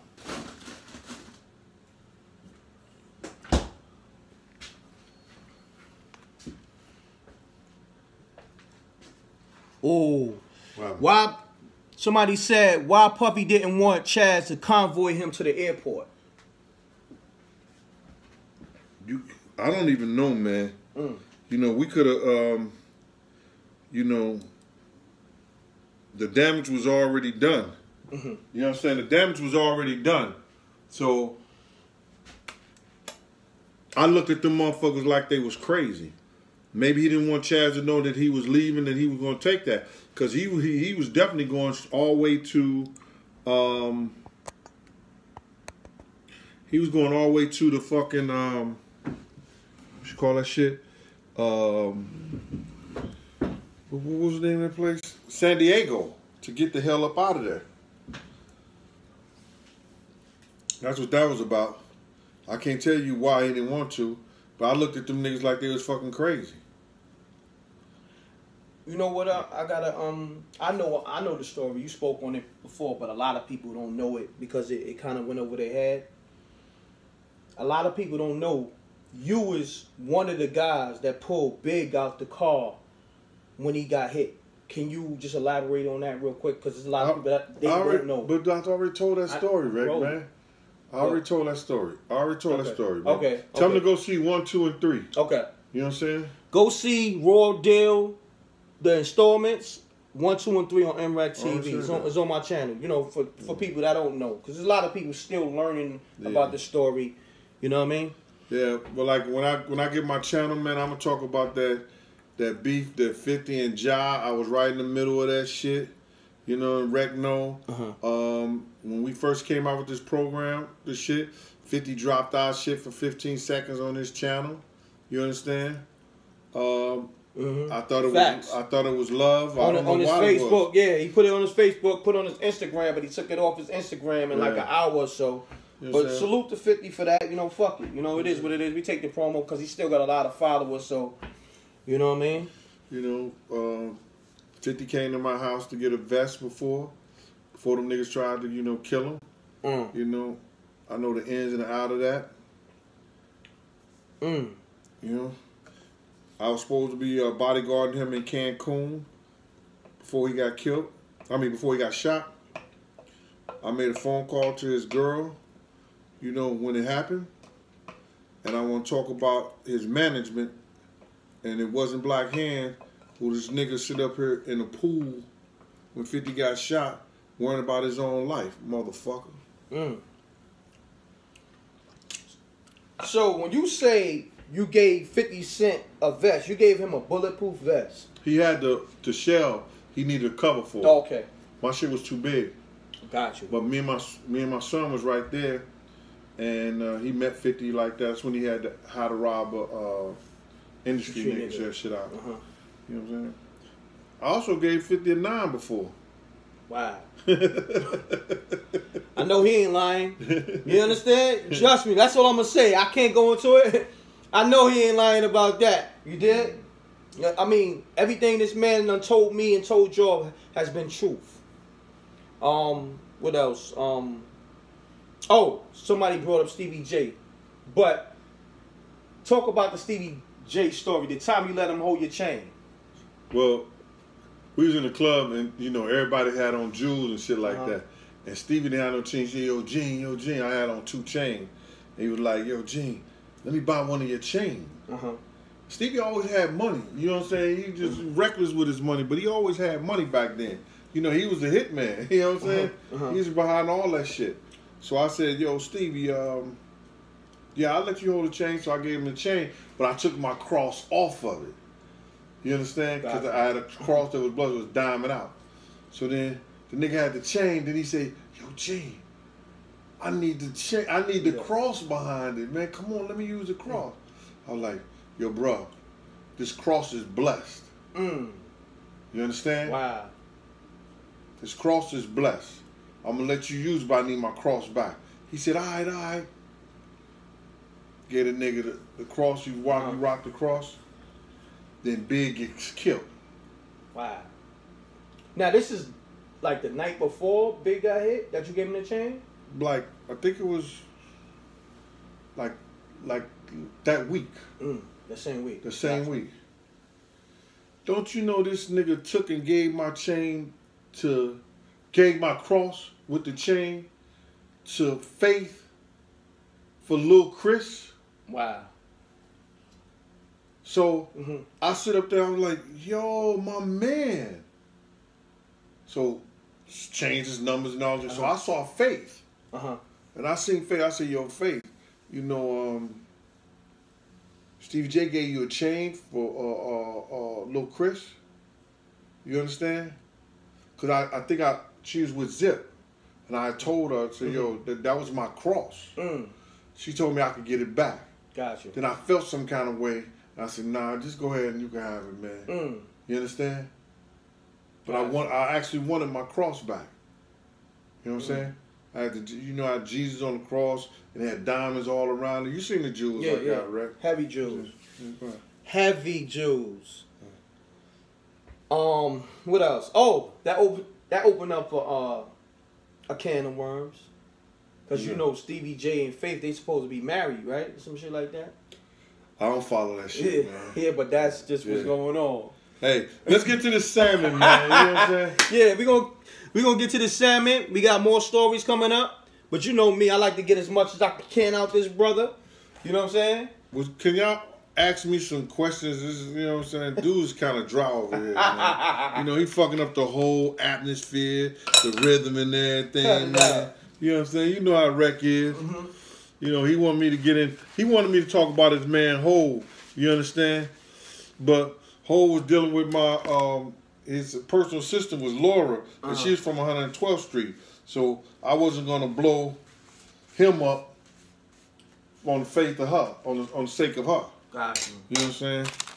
You know, shout out to Laura. I don't know what you're doing now, but you remember that time in Cancun. You know I ain't telling no lie, baby. Right? Yo, so we finished with that. That was easy, man. That pie, those 2 pies, yo, I mean, the way I showed you to do it, I'm telling you, it's when people taste them, they're gonna be like, oh my God, that shit is crazy. That shit is real nice. Somebody brought up a good question, or just, you know, just a name. How you feel about the Africa Bambaataa allegations? You think those, you know, them allegations is true about Africa Bambaataa? Oh man, did you hear about it? Because I heard for years, like he was, you know, raping little boys or, you know, sucking them off, some crazy shit. You know what I mean? Some fun boy spooky shit. Man, I don't get into that shit right there, man. You know, like I tell niggas all the time, yo, this, by you saying that. Somebody brought it up. This motherfucker came on my Instagram. Not on Instagram. It was on M.Reck. On the comments. On the comments, on M.Reck comments. Now, Give me 1 second, because I really want to get into this shit right here. Somebody said some fun boy ass shit to Gene. He gonna elaborate on that real quick. Let him. We're about to well, he's about to cook the salmon, but he's gonna tell, you know, he gonna elaborate on the story real quick with somebody who said something in the comments. Some real fun boy crazy shit. One of them fun boys who be coming in here on some bullshit, he about to expose him.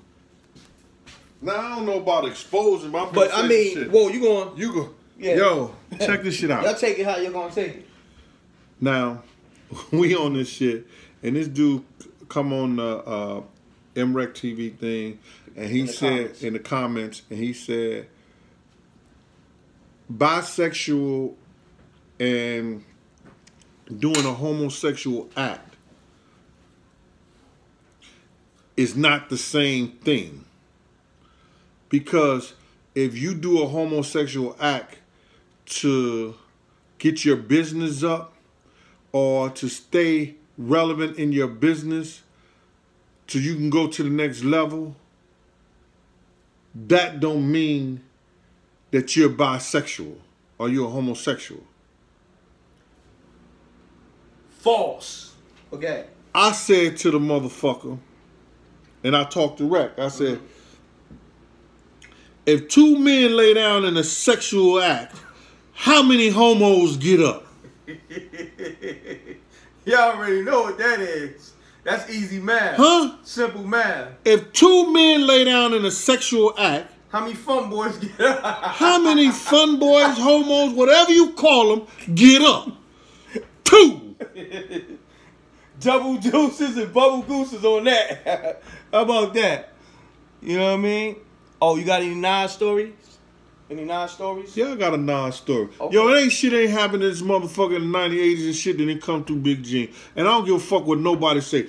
Yo, niggas didn't operate and do shit unless they called me and say, yo, I want you at the front door. I want you to be around.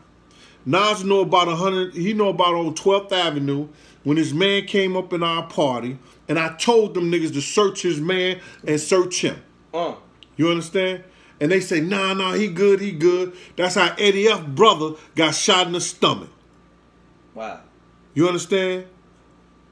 Nas man got up in there with the joint. You understand? Shot the niggas, ran out the back door. The pit started running after him. He jumped over the fence and dropped his beeper. Wow. Guess what happened? What happened? Police got his beeper, called him back the next day. He came to pick him up. They locked his ass up. Nas man? Wow. That was crazy right there. Crazy Nas story. Yeah. Crazy. Go ahead. Next. Let's see what they talking. Keefe, somebody said Keefe D.I. He said government employee, some stuff like that. It went up too fast. Yeah, it's going too fast. Right? Hold on, y'all. I'm trying. Who's your top 5 MCs? Somebody just asked that. Top 5 MCs? Yeah. Well, in my era, listen here. Fuck, like, I don't give a fuck what nobody say. And niggas could hate me. My top 5 is Pac, Method Man, LL Cool J, Biggie. I'm talking about back then. Yeah. You understand? And That's 4. I know. And I would say, I don't give a fuck what nobody say. He only had 1 album, but if he wouldn't have been in the accident, shit was me, the DOC. So your top 5 is Tupac, DOC, LL. What else you said? Big and Method Man. And you mentioned Tupac too. I did. I said Tupac, Method, Man, LL Cool J, Big, and motherfucking mentioned DOC. DOC. There you go. That's my top 5. Got you. Did you No, have I like Nas. I like the Nas. You understand? But you talking about who I like. Yeah. Who I like. Yeah. You understand? You got your preference. Yeah. That's... DOC would have been a bad motherfucker, boy. Somebody said, "Damn, Method Man number 2." Nah, Method Man. I ain't putting them in numbers like that. No order. It's not no order like that. Because all of them got their own stuff. But Method's a bad motherfucker, nigga. Mean. You can yo. One of the best flows ever. Creative. Yeah. Yo, his whole fucking style. You understand? Yeah. Somebody said no Rakim? Rakim is a good motherfucking rapper, but you can't fuck with Method. Any Cameron stories? Nah, Cameron was young. He used to come by the shop, D Ferg shop, spend a little money and everything like that, but I don't know Cameron like that. Okay. Yeah. Let me see. Somebody brought up that story with Cameron coming to I guess one of the Puff apartments where Mase is at, and it was a dildo. I don't know nothing about that shit, man. You don't know about that shit. That spooky shit. How many people got on him? A lot of them, like 500 people just staying in the room. 494. Salute to everybody in the room. Hit that like button. Y'all know the M.Reck room etiquette. Oh, Sean. Elaborate on your relationship with Sean. Did you have one? I didn't have a relationship with Sean. Sean, when they was going through the trial and everything like that, I was one of the niggas that was close to Puff, and I was everywhere where he was going. And one day we was in front of Trump Plaza, and Sean tour bus pulled up, and Puff told me, "Yo, don't let nobody take a picture with this motherfucker. I hate his ass." Say that again, because the Wi-Fi was spooky. I said that Sean tour bus pulled up in front of Trump Plaza because Puff met him over there. And Puff told me not to let nobody take a picture with this nigga because I hate his motherfucking ass. And you talking about Sean? He was talking about Sean. I was like, and it kind of puzzled me because they on trial together. You know what I'm saying? But Puff did the, the okie doke shit. Yeah. Different lawyers and all that. Yeah, different lawyers and all that shit like that. Go ahead. Yeah. And then with the motherfucking having people, find people to testify against Sean. Crazy. Yeah. Oh! Go ahead. I mean, you got that coming, but you can go into it a little bit. What? Your J-Lo story. Which one? I mean, Yeah, I'm gonna save a little of that shit. You gonna save man. a little bit? Okay. But I got, yo, J-Lo, let me say, Jennifer Lopez was like she was remarkable. You know what I'm saying? Her mother never liked Puff motherfucking ass. I'm letting you know that. He tried to buy his way through them shits, but her mother was not going for that shit. She didn't like that motherfucker. She ain't take nothing from him. You understand? And, I'm sure Jennifer Lopez, I used to try to tell them niggas that we had private investigators following us, and I'm sure somebody had put them on us for Jennifer Lopez to find out what this nigga was doing. Because her pussy probably was fucking itching after all the nasty bitches he was fucking with. For real, man.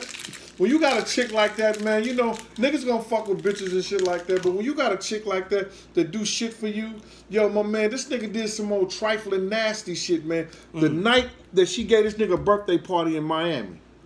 You understand? Fuck this nigga, man. I'm telling you everything about this nigga. This nigga is nasty, low life ass nigga. Didn't give a fuck about the niggas on his team. You understand? That's why Wolf wanted his money so he could stop fucking with him. You understand? Nigga tried to get me to quit my motherfucking job and come full time with him. Fuck you, nigga. I'm not quitting nothing. You understand? You get me when you can. You understand? This nigga do low down nasty shit like this. Jennifer Lopez done spent all this money, had this nigga on a football field down in Miami, had this nigga a club party, giving this nigga all kind of jewels and shit like this, and he got this nasty bitch sucking his dick downstairs while she upstairs. In the mansion she renting. Come on, man. Crazy. That ain't no player shit, nigga. You ain't got no motherfucking moral status. That's why Mase close friend is his baby mama Kim, and Kim close friend Sarah is one of his baby mamas too. Okay, let me stop you there. Hold up, no, don't stop me. Yeah, okay. The only reason he fucked with Sarah, and I used to love Sarah. Sarah, educated, good girl. She was a good girl. She used to fuck with Pop. The only reason he fucked with Sarah because she was fucking with Gary Payton, and he made a bet that he was gonna take her from Gary Payton. Woo! Crazy. Nigga, I'm gonna tell all this. This nigga ain't shit, man. Fuck this nigga, man. Exclusive on MRecktv and the Gene Deal Show. This gonna be on his channel as well. Y'all subscribe to that. Fuck this wow. nigga, man. They saying wow.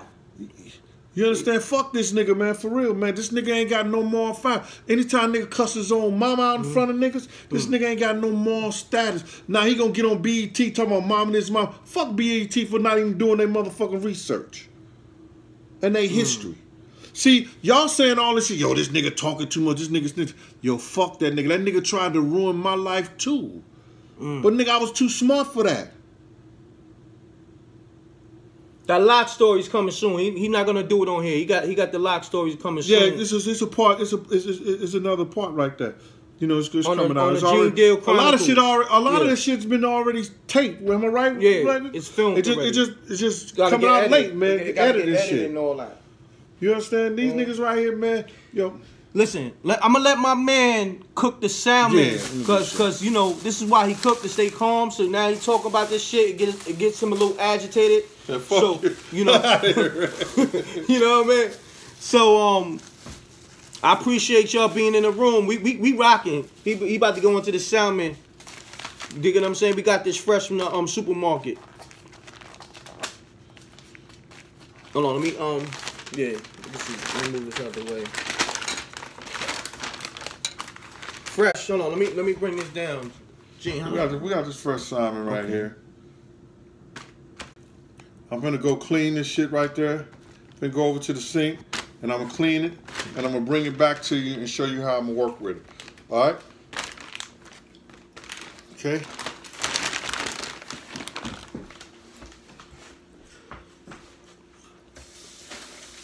Talk to him, Reck. Yeah, I'm here. I'm letting you.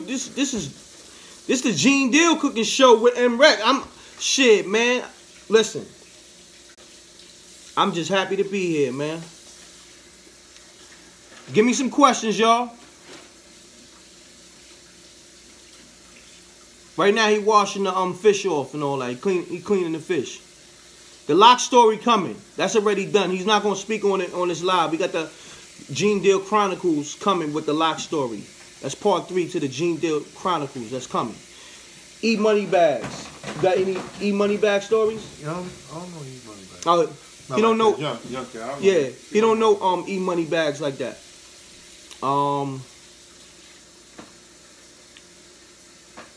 Let me see.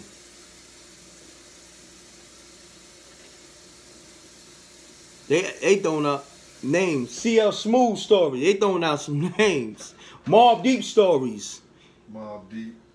Nah, I ain't fucking Mobb Deep like that. He said he ain't rock with Mobb Deep like that. Craig Mack stories? Any more Craig Mack stories?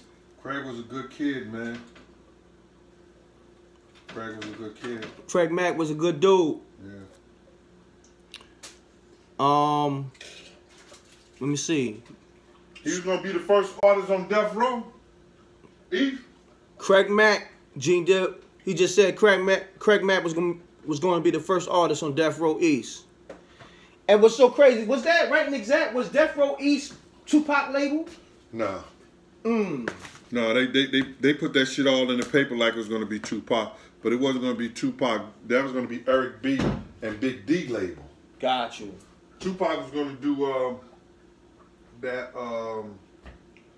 his Machiavelli shit, I think.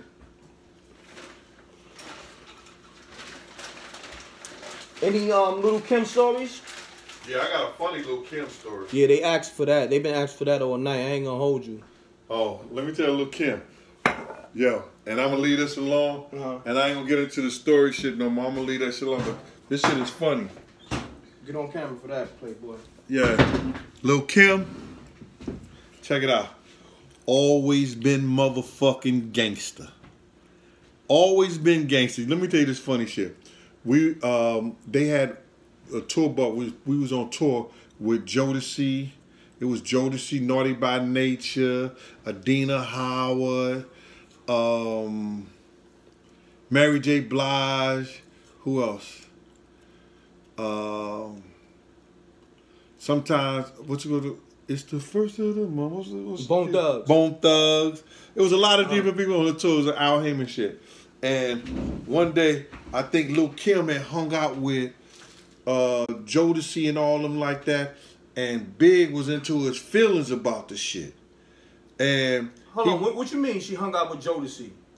Like they went out. They all went out to the club just to have a party. Yeah, like that. So I don't know, Big. I guess Big was in his feelings behind this shit. So he called himself, and it was all the Bad Boy crew. He called himself throwing her off the tour bus, right? Wow.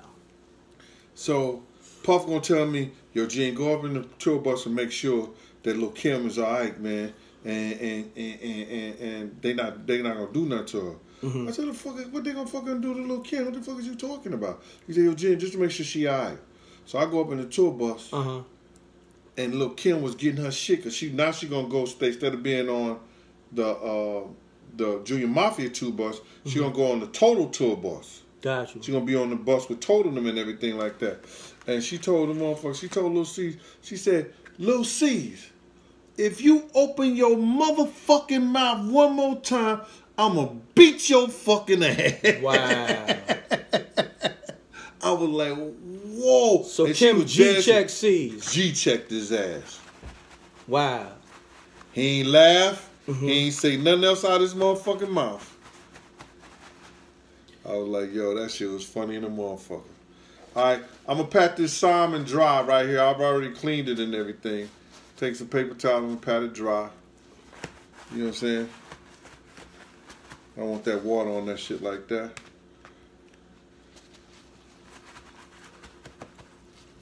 Got some fresh salmon. Is this wild caught? Yeah, come on. That's all we're going to do is wild caught. Okay. You know what I'm saying? So what we're going to do first is we're going to take this olive oil and we're going to, you know, put olive oil through it.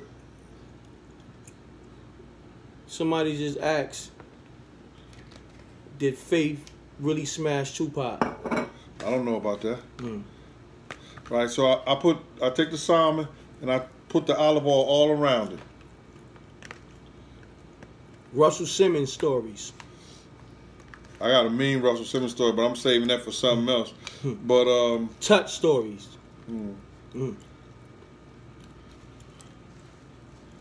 It's too much right now, bro. Yeah, I got stories on Russell Simmons, crazy. Okay. Decepts, Decepticons. All right.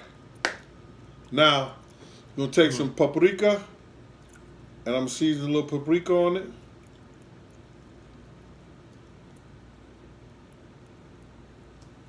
Somebody said Gene just whacked the salmon, get the scrap. G-Dat. I take some chili powder. Take this chili powder.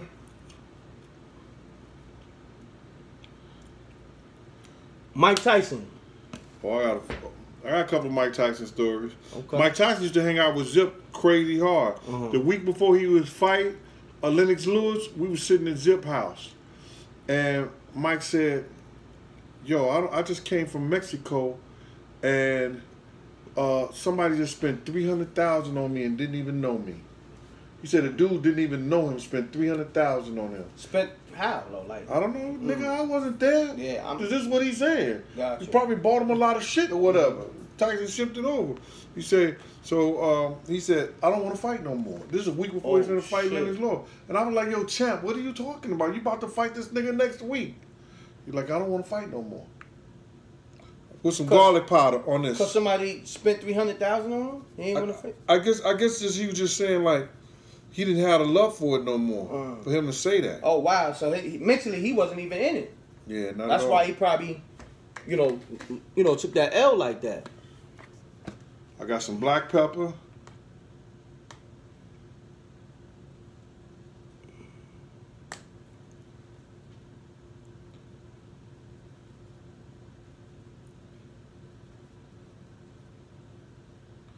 All right. So, I got the salmon right here. I use black pepper, garlic powder, chili powder, paprika, and now I'm finna dress it up. Give me 1 second. Somebody wants you to elaborate on that City College story. Well, how they want me to elaborate on it? Yeah, I guess they want you to tell it.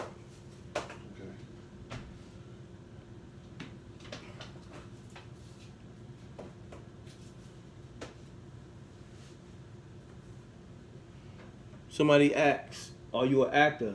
Do you act? Not at all. Excuse me. Charlie Baltimore story.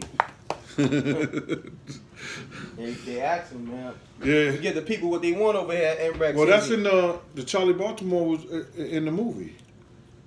When her and Big got into the Well, elaborate on that. If we wouldn't if Big would have got arrested the night him and Charlie Baltimore got into that fight, he wouldn't have probably died in California. Wow. You know? Now, you stopped Big from getting arrested that night. Yeah, I did. Okay. What happened that night exactly? I don't want to talk about it, man. Got you. Hey, what I do is I take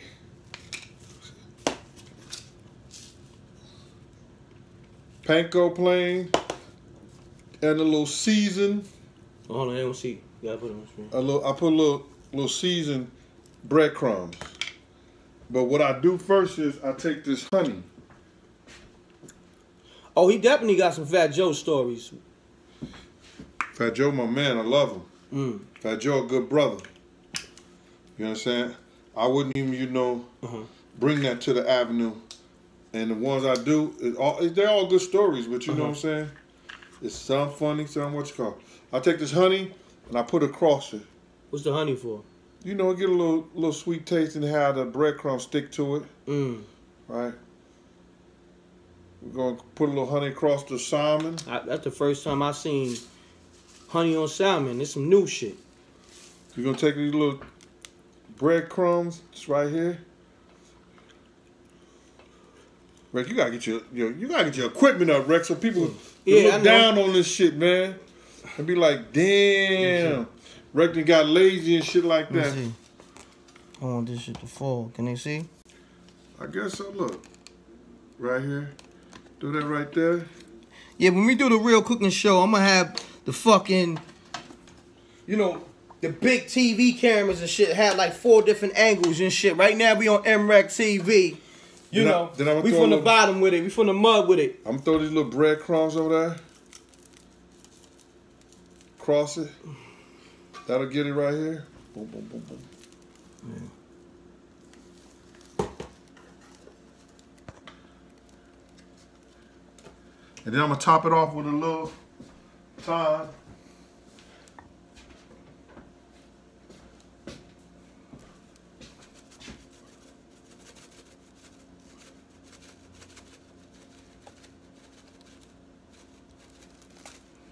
All right. Now, what I'm going to do is, y'all not going to be able to come to the stove because Reck, got this shit, so I'm going to bring the skillet over there to y'all. Nah, I'm good. Right here. I got this skillet right here. I'm going to throw this olive oil in this skillet. Take like 2 little things of olive oil right there. Capsule of it. Put that right there. We're going to throw, I already chopped up these red onions. We're going to put these red onions vigorously right here. We're going to take some yellow peppers. We're going to fill up this pan with different peppers. Red, yellow, a little orange.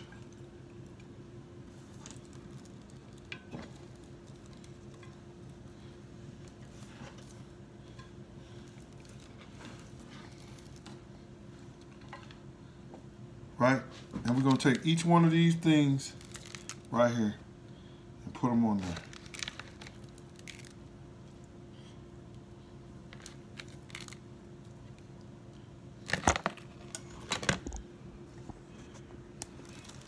Now, I'm going to take this and put it on the top of the fire. Not in the oven. We're going to put it on the stove first and cook it. Hold on, let's see if I can bring this over there.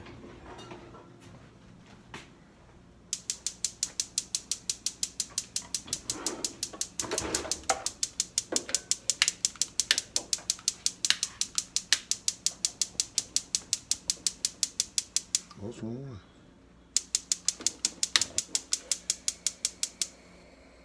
right? We're gonna cook that on top of the stove first. I'm gonna set the oven for broil high. Why you cooking that on top of the stove first? See, what we're gonna do in this, when I cook it on top of the stove, the skin of it, I'm trying to caramelize the skin. You know what I'm saying? It's gonna caramelize the skin and it's gonna fry it and make it kind of hard. You understand? Okay. Right? And look, we already did the rice. We did some rice right there. I don't know if Rick can see it. We did a little rice right there. I ain't do that much because just me and him. I made this cornbread.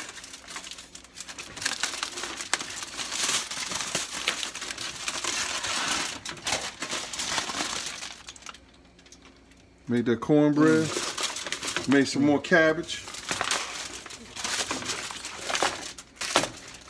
Hold on. Stay right there, Rick. Mm-hmm.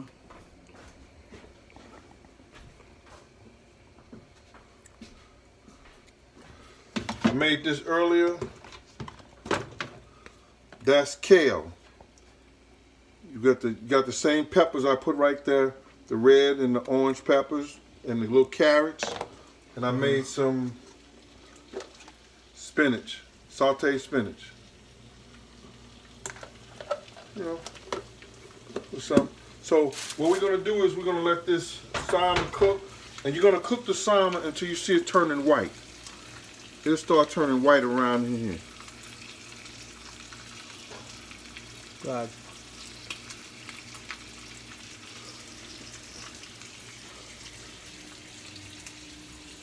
We can go back over here, man. Mm-hmm.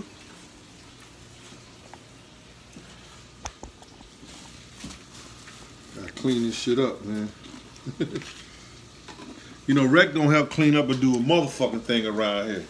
That nigga eat and I'm handling all the technical shit and I'm making sure everything is right and exact for the chat room. You heard? That nigga eat and then the first thing he talking about, yo, can I get a plate to go? What is that all about, man? Can he get a plate to go? Yeah. Motherfuckers, the Instagram is lit. People calling me, texting me. Yeah. Salute to the Reck Mob, man. We got over 500 people that stayed in the room. Stay in the room because he's cooking up the salmon. What we was talking about? You mentioned somebody.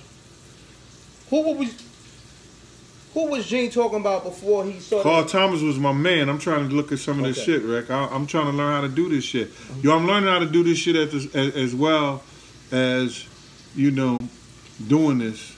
It's simple. I'm gonna show you how to go live on your phone and how to go straight to your channel. I'm showing Nigga said I'm making money off this, Gene. Gene didn't make a dime off this yet. He gonna make some soon. Yeah. But donate to this cooking show. The link is in my video description.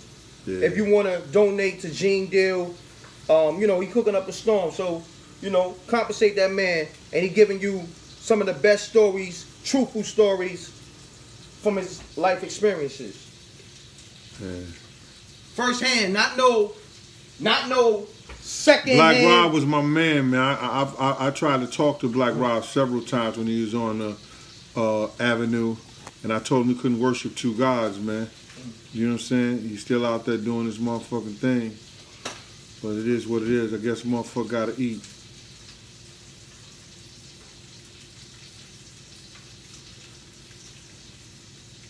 Nah, not yet.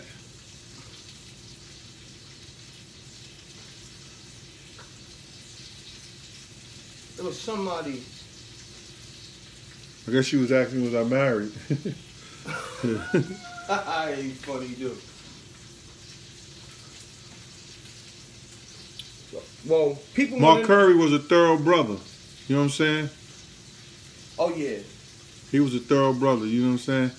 You see him here and there. Oh, let people know what you got coming. You got a book coming out, right? I always show love for St. Louis, nigga. I love St. Louis. Born, raised, and bred. You know what I'm saying? Yo, ain't you working on North the book? Side, you know what I'm saying? My father used to have a barbershop there on Thecklin and Rush. Gene. Yeah. Let the people know you're working on a book. Yeah, I'm working on a book right now. You think the information, all the shit, Reck could tell you, you ain't got half the shit that came out of my mouth today or any other time, you don't know half the shit I've been through. So when all these lame niggas be coming out there, and be saying this and saying that and shit like that, motherfucker. I wasn't just no motherfucker bodyguard. Yeah, a nigga used me to get back and forth and do what he had to do. You understand? But I had a lot of other motherfucking things going for me.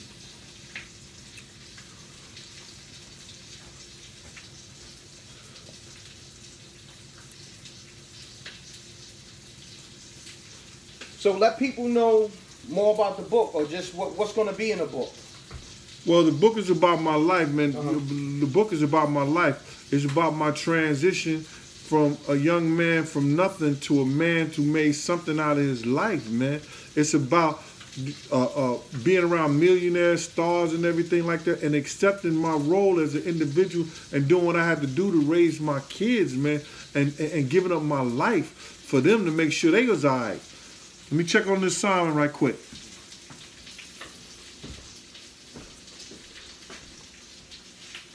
Yeah, right. Come here. Can you bring the camera? Okay. Hold on, y'all.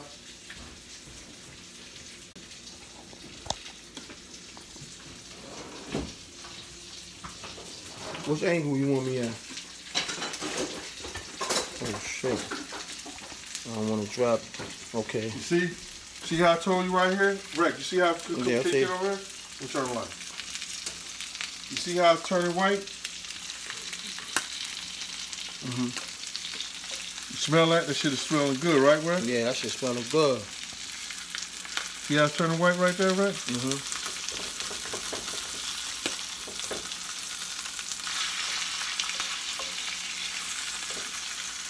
That's not grease, that's olive oil. Mm. See how I turn it white right there? Oh yeah, I didn't tell y'all this. I ain't tell Reck this. This is something like this. Check it out. I baked some chicken and I threw some gravy in it. Look at that. Wow, I didn't even see that. Holding out on the food, huh? Look. Look. I baked some chicken, I threw some gravy in. I threw it in some gravy. Yeah. I'll teach you how to make homemade gravy. It's real easy. All you do is take Lipton onion soup mix. Come on, Lipton onion soup mix. Somebody said Gene got the cast iron skillet. Yeah, you take the Lipton onion soup mix, you throw it in the cast iron skillet with olive oil, throw some onions in that shit, and then you throw a tablespoon of flour, and then let it get hard. Then you throw the water on top of it. That's homemade gravy. Crazy. Salute to Uprise. He said the food looking good, Gene. Food looking good, Look, brother. check this out. Now, you see this, Reck? We're going to take this right here.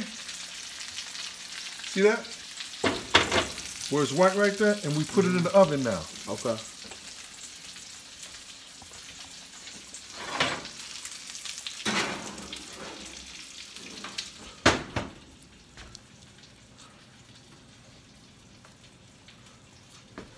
We done cooking now. It's gonna cook yourself. Let that shit, what you call it? Watch. I'm gonna clean up a little bit. Still talk to y'all. And everything like that. See, Rex should be reading this shit out, letting me know what y'all saying. Yeah, I am. But you know what I'm saying? But right now I'm holding the camera. I'm doing a lot over here, man. It's only one of me, you know. Yeah. Shit, we doing a cooking show with one person. Usually it'd be like 20 people on set. You know what I'm saying? So we basically finished cooking and everything like that. I told you I got the cornbread, I got the fried cabbage, I got, you know, the kale, I got the rice, I got the chicken, and I'm cooking the salmon. The thing was, you know, dinner and dessert. Oh, and we made this. Just not coming in. Somebody said, how long Gene been working the mess up? Nah, Gene, let them know how you learned how to cook, man, how to chef right and here? all that. Ooh. That's the pie that we had made earlier. You know, so you go back, you'll get the ingredients and stuff like that. It's ready. They want to know who taught you how to cook? My mother, God bless her dead, but my stepmother, which I can't call her my stepmother because she's my mother, Jan Robinson. You understand? That's my father's wife. She was a culinary arts cook. I mean, like, she's beautiful. She would just teach us and show us and tell us what to do and let us, you know, play a part in learning how to cook and take care of ourselves. I mean, like, yo, everybody came from everywhere to eat her food. And she just told me all the ingredients and everything. And then I used to work in the Army's officer club. So that's how I learned how to cut up food. You know what I'm saying? Because my job was to cut. You know what I'm saying? Shit. So that's why I'm so precise in cutting the food and articulate in that shit. So I just put all of it together. And when you love to do something, you read about it, you learn about it, and you ask questions about it. And I love to do it. I just love to do it because it puts me in a whole different light. And I love to see people's face when they say, cook something and I bring it to them and they eat it. They be like, yo, this shit is good and everything. And it makes me feel good about me. You know what I'm saying? It's a passion. I don't want to do it for, you know, like, I'm going to do this for this, that, and nothing. Like, nigga, I do this shit for my friends. You know, I do this for family. You know what I'm saying? I do this for, you know, like people I know. You know what I'm saying? I don't want to go out and, you know, make no money out there. I'm good. You know what I'm saying? Yo, I just showed Reck. Reck will tell you, I got Reck, my closet. Oh, man. All types of designer shit in that closet. You know what I'm saying? And that ain't about shit. You got a walk-in closet. That ain't about shit. Don't get it fucked up. You understand? I wish I had that money back.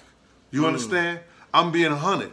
You understand? But I still put my girls through school and did what I was supposed to do as a man. You know what I'm saying? So, you know, that like I tell Reck, the watches, the rings, that shit don't mean nothing, man. I was brainwashed. I was fucked up. You understand? Take this shit off, man. I was brainwashed, man. I was fucked up.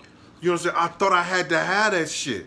I'm trying to, you know, I hope these young guys, these young boys know, listen, don't spend your money on that. I'm gonna let it go. You understand? Hold on, y'all. I'm gonna put the camera back so my man can relax a little bit and he can talk to y'all. Yo, but I was smart enough in '99 to buy a house. You understand? I was smart enough to put my money, invest in a house. You understand? I was smart enough to invest in my kids' education and everything like that. You understand?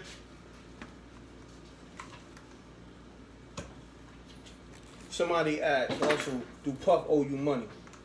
Nah, he don't owe me a motherfucking thing. He don't owe me a motherfucking thing.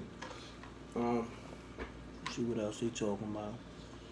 But I'm going to let everybody know how trifling this motherfucker is. I don't give a fuck what you say. I don't care what nobody say, what nobody feel.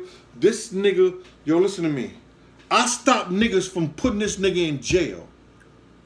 I caught a case on some bullshit. He was trying to see me in jail. Can you believe that shit? The fuck up out of here. The same nigga that I saved from going to jail try to see me in jail. Nigga ain't right. I want his motherfucking kids, his closest relatives. I want everybody around this motherfucker to know about him. You understand? He may not look at it. They might look over it and stuff like that. But somebody in his kid's classroom could say, "Oh, your daddy ain't shit." You keep asking about your cat. Where's your cat? Oh, Jinx? Yeah. Somebody keep asking about your cat, and then somebody keep asking about any loon stories. Yo, Jinx is a funny motherfucker. Yeah, I got a loon story. Yeah, I got a loon story. I don't want to tell it right now, but Loon is a good dude, man. You know, I'll give you a quick one on Loon's story. Me and him had the same, we was staying in a hotel in Atlanta, and he had my room key and I had his room key. The nigga ran up the bill to like $1,500. What the fuck was he doing? I don't know how you can eat up a $1,500 food and get like room that. service And room service, everything. Phone, probably on that phone. $1,500, man. Crazy, Loon. I'm like, what the fuck is wrong with Loon? Shouts to Loon. That's the homie. Hold your head too. Yeah, but I was speaking to Loon on the phone while he inside too. That's my guy. He took care of his business. And when you talk to Loon and you mention my name, what Loon tell you? Gene is official. He told me from the rip. So he said Gene Deal is the real deal, official. That's what Loon told me. Facts. Yeah. Loon's a good kid. Yeah, Mase told me that. Mase said Gene is official.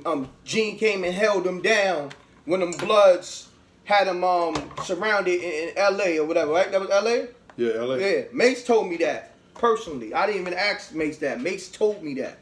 You know what I'm saying? So, got him up out the Century Club. So all these niggas with that bullshit, man. Listen,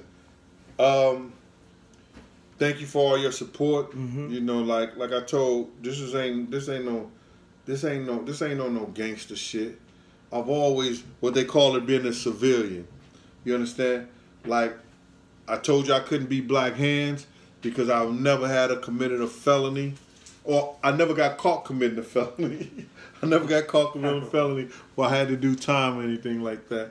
So I could never be officially Black Hands, but I am an honorary member, and I'm an honorary, you know, supporter of anything that Chaz Williams does. That's my brother, and you know, that's like, you know, a man of honor.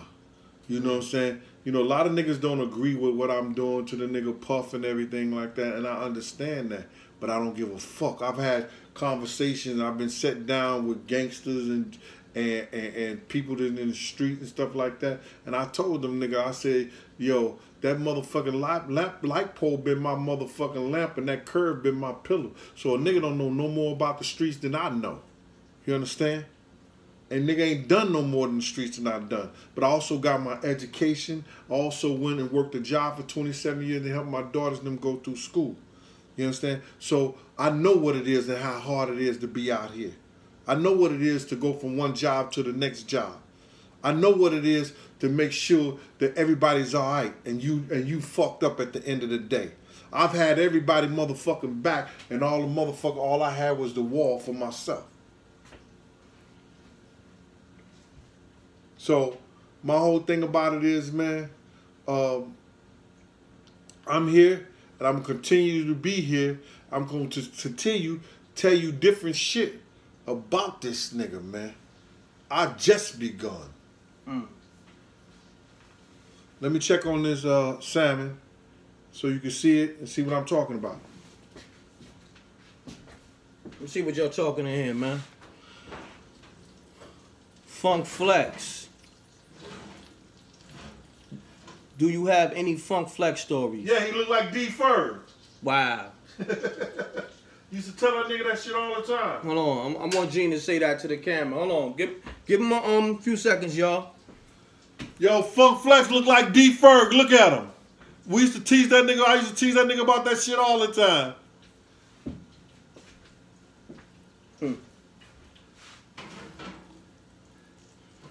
They said make those plates. Oh yeah, I can't wait till the food is done. It's looking like we almost there. We almost there. That food looking good, y'all.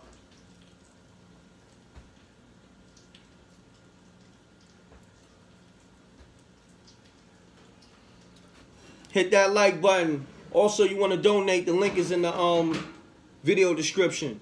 I appreciate it.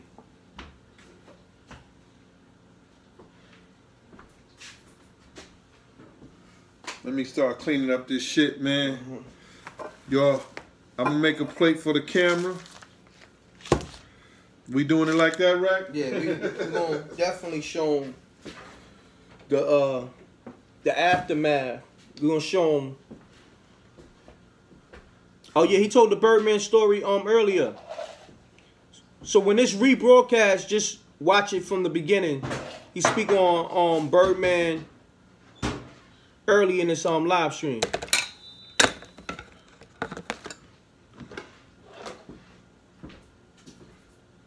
Let me see.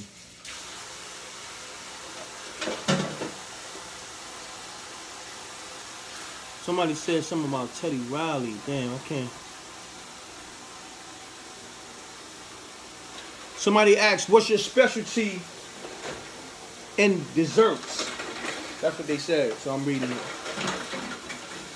Like, I guess, what dessert you specialize in?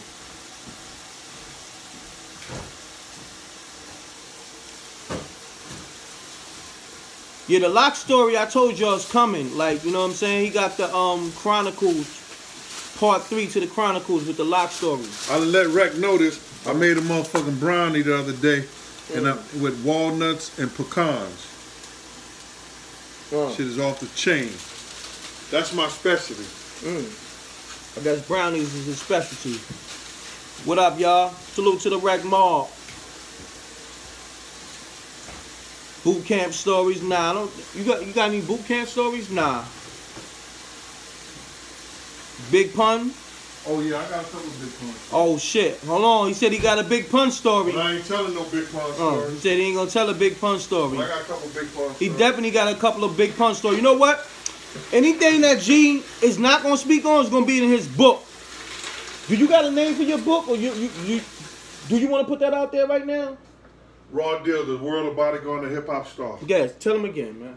Yeah, I'm doing a book now because it's a lot of stuff that people should know and a lot of things that I want to speak on. It's going to be called Raw Deal, the world of bodyguard and hip hop star. That's one of the names. So I'm talking about my life story. You know, the trials and tribulations that I went through. You understand? I used to play ball down at the University of Tennessee, Chattanooga. I played with Gerald Wilkins. That was on the Knicks. Yeah, he played for the Knicks. Was a decent ball player. Could have played overseas. Tore up my knee. I could have probably played in the NBA if our coach Murray Arnold would have stayed another year, and I could have developed the skills to do what a lot of the NBA players were doing because I had good defense. I could shoot from the outside, and I had dog in me. I would get in your ass. I put it in your chest. You know what I'm saying? I put it in your chest and just we go all night. You understand? Hold on, I gotta salute. Somebody in the chat room, I guess it's a female, said M.Reck is fine as shit. We ain't doing no fun boy shit, but go tell your stories. I gotta salute some. Oh yeah, shouts to my females. Put some kissing emojis up. You know what I'm saying? Some 100s right now, because, you know, we always salute the homies, but salute to my females. They definitely on the check-in because they love a man that cook. They left those comments in my on my YouTube. So shouts to all the females that showing Gene love and showing M.Reck love. All right. Shout out to the females out there. They're showing M.Reck love, showing me love. Look, see, there's a lot of them, see? Yeah. Put them kissing emojis up in them hearts and all that. A lot of females in the room. Salute to the females. We love the black females. I love all females. Yeah, we love all females, but you know. Black, white, brown. We love all females. But we got to good company, good motherfucker, good company, good conversation, good eating. Oh, let me get this shit out right quick. There's a lot of ladies in the room. Ladies, my man got the recipes. There you go, Reck. Gonna bring it over here. Okay, hold on, y'all. I'm about to bring the camera over there, y'all. Hold on. Hold on, Playboy. See how it caramels itself?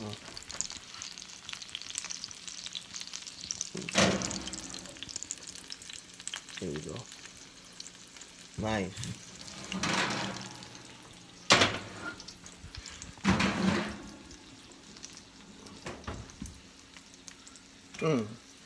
That looks amazing. That looks amazing. Ladies, how that's looking? Fellas, how that's looking?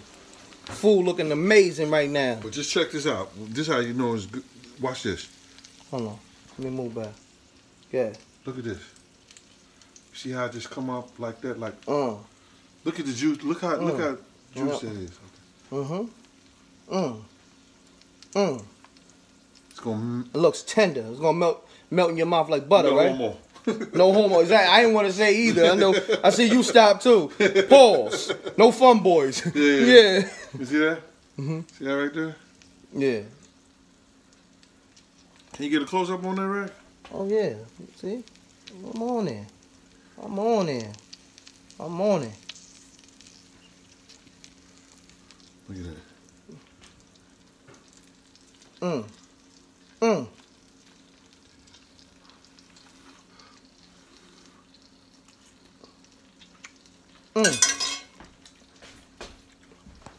Wow. Huh? That's how you feel? So good. Drop the fork in the pot. Like fuck it. It's crazy. See how soft that is? Oh. Yeah. Then you got your peppers under there. There's caramelized.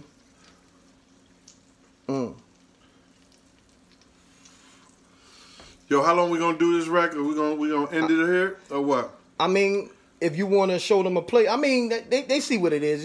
We ain't gotta tease them like that. Well, just ask them, do they want us to make them a plate, man? Well, you asking them right now. They saying great. They loving it. Oh, there goes Jinx. They said, look at the texture. Look at Jinx. Jinx. Jinx. There she go. She like. Jinx. She know her name too. She like, what's up? She's like, yo, listen, man, I don't be doing this camera shit for free. Come here, mommy. She said, I need a check. I don't be doing this camera shit for free. Come here, mommy. What's up with you, mommy? What with the booty, mommy? Show him the booty. What up with the booty, mommy? What with the booty? What's with the booty, mommy? You alright, mommy? What with booty, mommy? Yeah, Jinxie.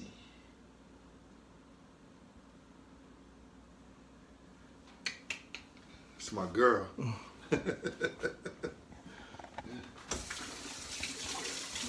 See, my man sanitary, you know what I mean? His cat clean, but he's still gonna be washing his hands. You did? He's still washing his hands. So don't ever get it twisted. Somebody said your cat is a sexy black bitch. Yeah, mama. When I went to adopt her, the white lady said, you know, she said, what kind of cat you want? I said, what's wrong with the black? She said, nobody gets black cats. I said, why? She said, it's the superstitious thing. I said, well, give me her. I said, well, give me her. I want her. You understand? And I had just lost my dog. I had a pit. And I'm going to tell niggas, and I don't give a fuck what nobody said. I had my dog for 15 years. I cried like a bitch. I swear. And no disrespect to the women out there, but nigga, I cried. I was in the hospital. Yo, I came home. My dog ain't never did this. He was under the coffee table. Just laid down. I was like, you knew something was wrong. Yo, Nick, what's going on? No, not Natchez. Nick was my other dog. I said, Natchez, what's wrong? He came and he flopped out right in front of me like he couldn't do it no more. Yo, man, I cried like a bitch, man. Every time I think about this nigga, man, I had this nigga by myself, I mean, like for 15 years. And he still was cock diesel and everything like that. But the cancer just ate up whatever, you know, shit, and it just ate him up, man. And I mean, like, I was what kind of dog he was? I had a red-nosed pit. I got him out of Missouri. St. Louis. I went to St. Louis and got his ass. Wow. You understand? So you had him since he was a baby? Since he was a baby. How old? He was 4 months. Wow. I went to pick him. I said, this is my dog. I want that one. You know what I'm saying? 4 months old. Wow. Yo, man. And... You trained him? I trained him. Yo, I had a Japanese Akita before him.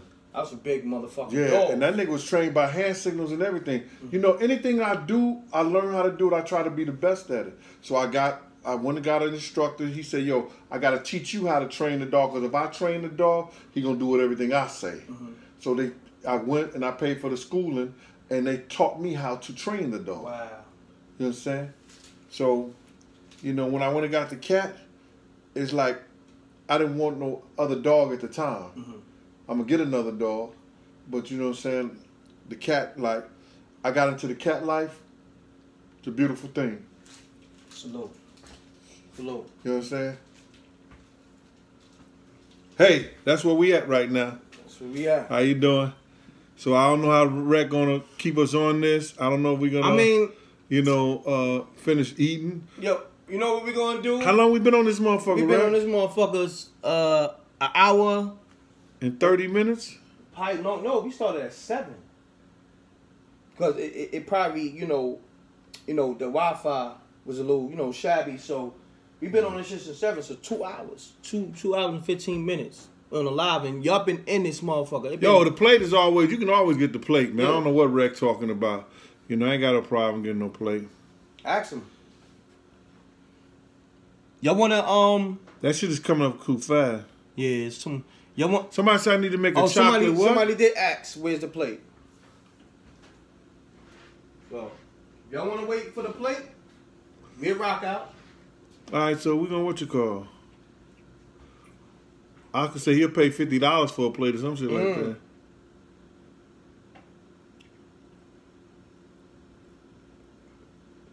Let me see. Let me read some. 2 hours. Somebody said we've been live, and y'all been in here too. Yeah, like appreciate you, man. 500 people rocking out for two hours. Right now we have 414.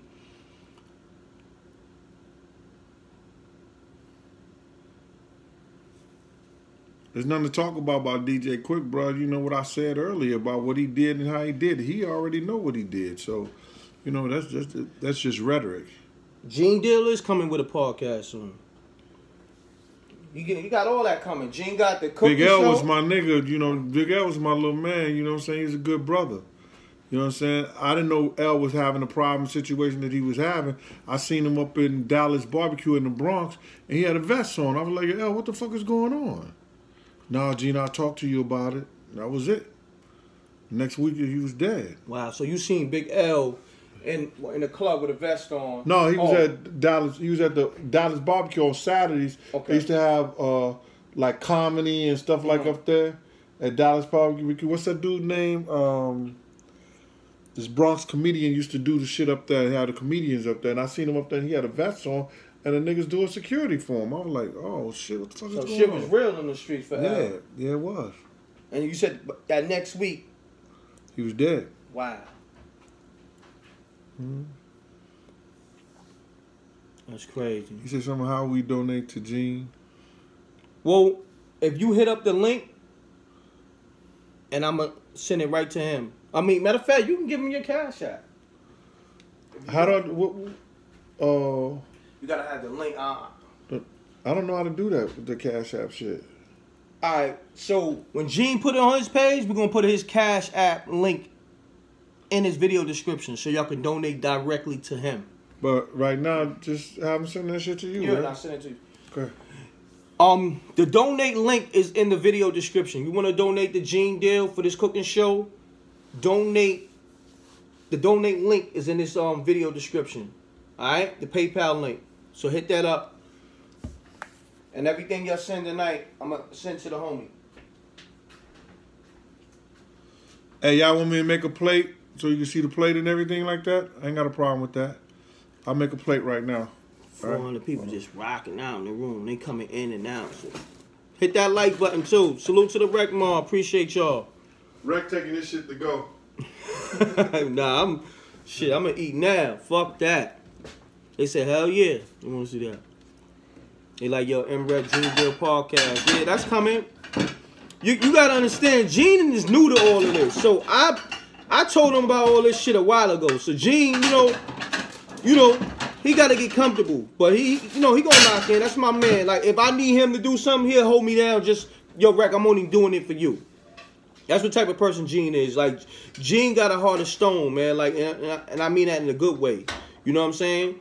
You know, he got a great heart. You know? Cut from a cloth that no longer is made. It might have been one cloth. Official. You know what I mean? He's official, I'm official. We hold each other down. So if I need Gene to do a podcast with me, the cooking show, this is something I told him that I wanted to do. He was opposed to it because he's like, nah, Reck, I don't want to do that. Like, that's something that, how I get my peace of mind. This will keep me calm. I don't know if I want to put that on camera. So I'm the one who pushed the issue. And he said, yo, I do it on the strength of you, if that's what you want to do. You know what I'm saying? You my man. So, you know, that's me. Because this was my thing with Gene. I said, yo, Gene, I want people to see you in a different light.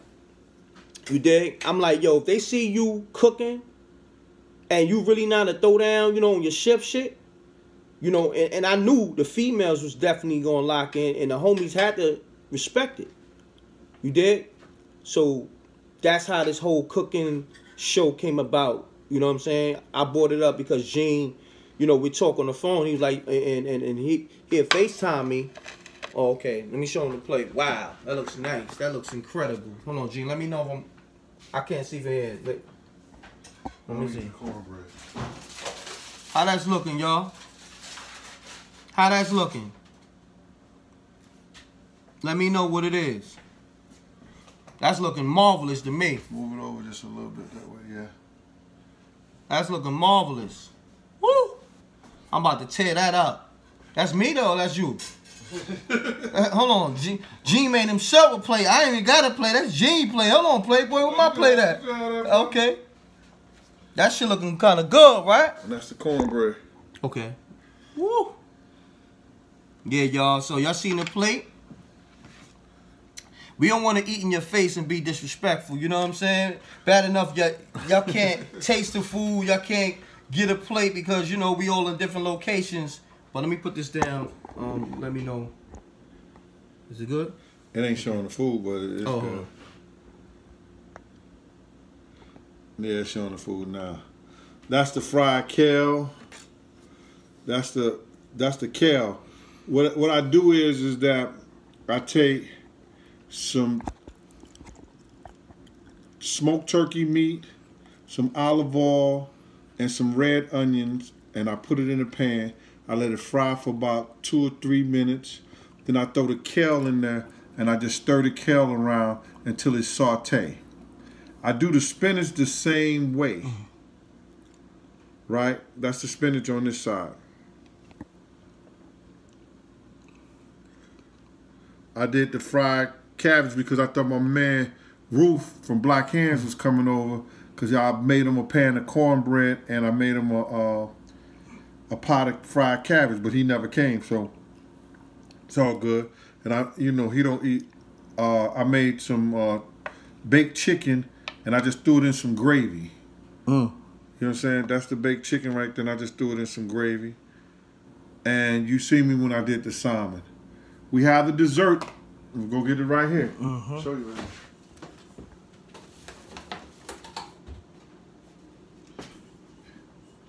here. It's ready.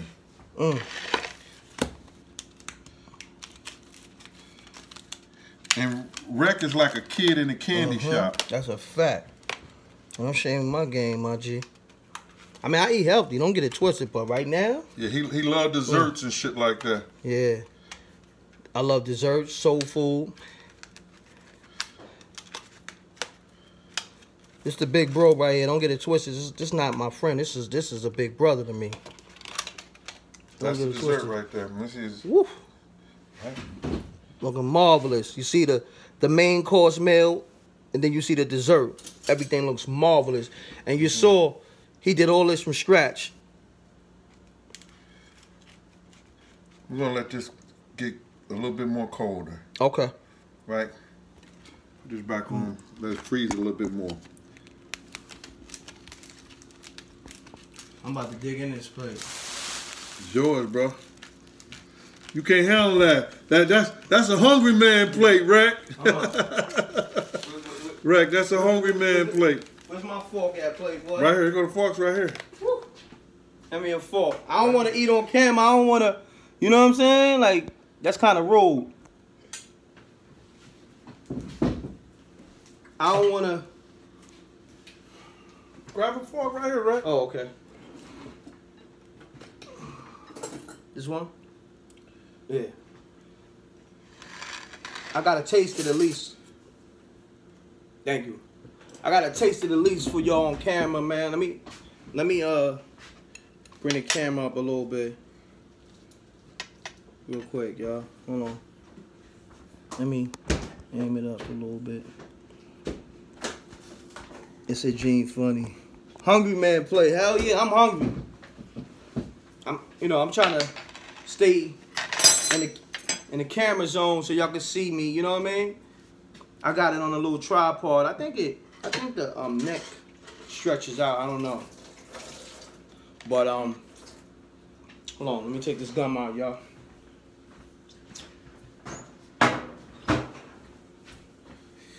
It's going down. Yeah, me and Gene gonna be in the restaurant business. You know what I'm saying? Nigga with this bullshit. Well, if we don't do a restaurant, we're gonna do a food truck. Or we might just do an online show. Yo, Gene, man, I need this rice. Gotta make it hotter, man. Put this in the microwave. Yeah. It's been setting up. What Oh, you yeah. about? You right. Give me a towel. Oh.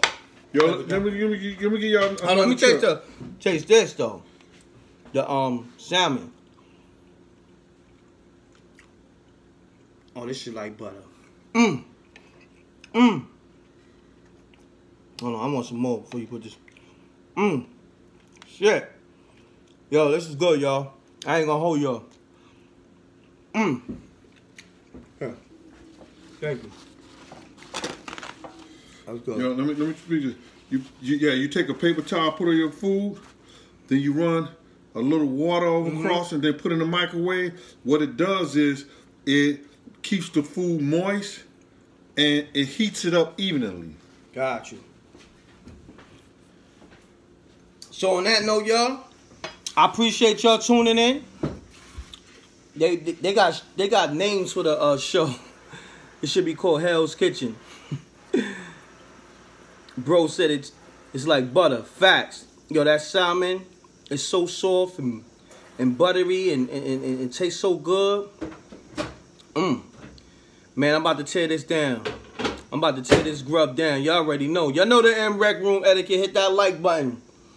If y'all want to donate to Gene Deal, I got the link in the video description so you could donate to this show. And we're going to keep this thing going, man. If y'all want it, you know, donate to the show so I can, you know, buy the groceries like I did for this one. And I appreciate y'all.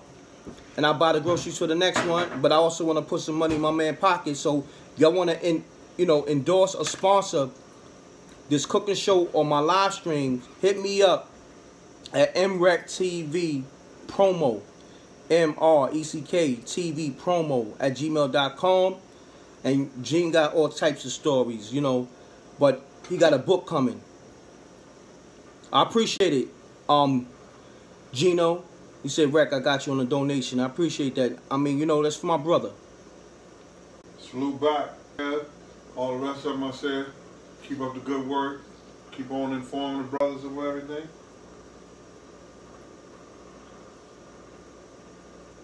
Salute. Catch Reck and Deal cooking. Salute. Reck Mall, we in the building, y'all. I appreciate y'all, man. This connection is going bad. And we've been live 2.5 hours, y'all. So on that note, thank you. Have a blessed night. And we're gonna probably do this night. And we're gonna probably do the next one on Thanksgiving. Yo, thanks everybody, everything like that. Hold on, let me I'm gonna throw a yeah. I'm gonna show people how to do a real sweet potato pie. You understand? That's one of my specialties. I like to do the sweet potato pies too. You understand? Hold on, why is that looking like that? And everybody, y'all take care. Thanks for watching. And peace. Yo, hold on. You know what, Playboy? Huh. My birthday is next Friday. I might have Gene cook me something. I don't know. Maybe I might just wait for Thanksgiving. You know what I'm saying? Right here. You know what I mean? You feel me? It's my daughter's birthday next Friday too. Word? Yeah, she want me to cook. She got the same birthday I got? Hold on. Her birthday's the 13th. Oh, okay. Mine's the 16th. She giving a party on Saturday. Okay. Saturday, 17th. Oh, yeah, it froze. That day. Okay. Yo, listen. Appreciate y'all. Me and Gene is out. Peace. And as you see, it's fresh out the microwave, hot. I'm about to eat this food. I don't want to tease y'all. It's amazing. It smells amazing. It tastes amazing. And tune in to MRecktv tomorrow. I'm going to have some more new content. But as you know, this is exclusive. Shouts to Gene Deal. And go subscribe to his channel right now. The Gene Deal Shows on YouTube. Alright? His book is coming. I'm off this. Salute. Oh, go get that China Black Millie Jack on iTunes, Google Play, mreckmusic.com, M.Reck Target featuring China Black on iTunes, Google Play, as well as mreckmusic.com. Go get that M.Reck Respect My Handle EP. The links is in the video description below. I appreciate y'all. Thank you. You want to get this MRecktv snapback? Hit me up, MRecktv promo, MRecktv promo at gmail.com. Snapbacks and shirts. Alright? I ain't gonna hold y'all no more. I gotta eat this food. And I appreciate y'all. Thank you. I'm blessed. God bless to y'all. We bless. Much love. And I'm so good. You know the M.Reck room etiquette. Salute to the Rec Mob. Double deuces and bubble gooses. Gone. Let me turn this on.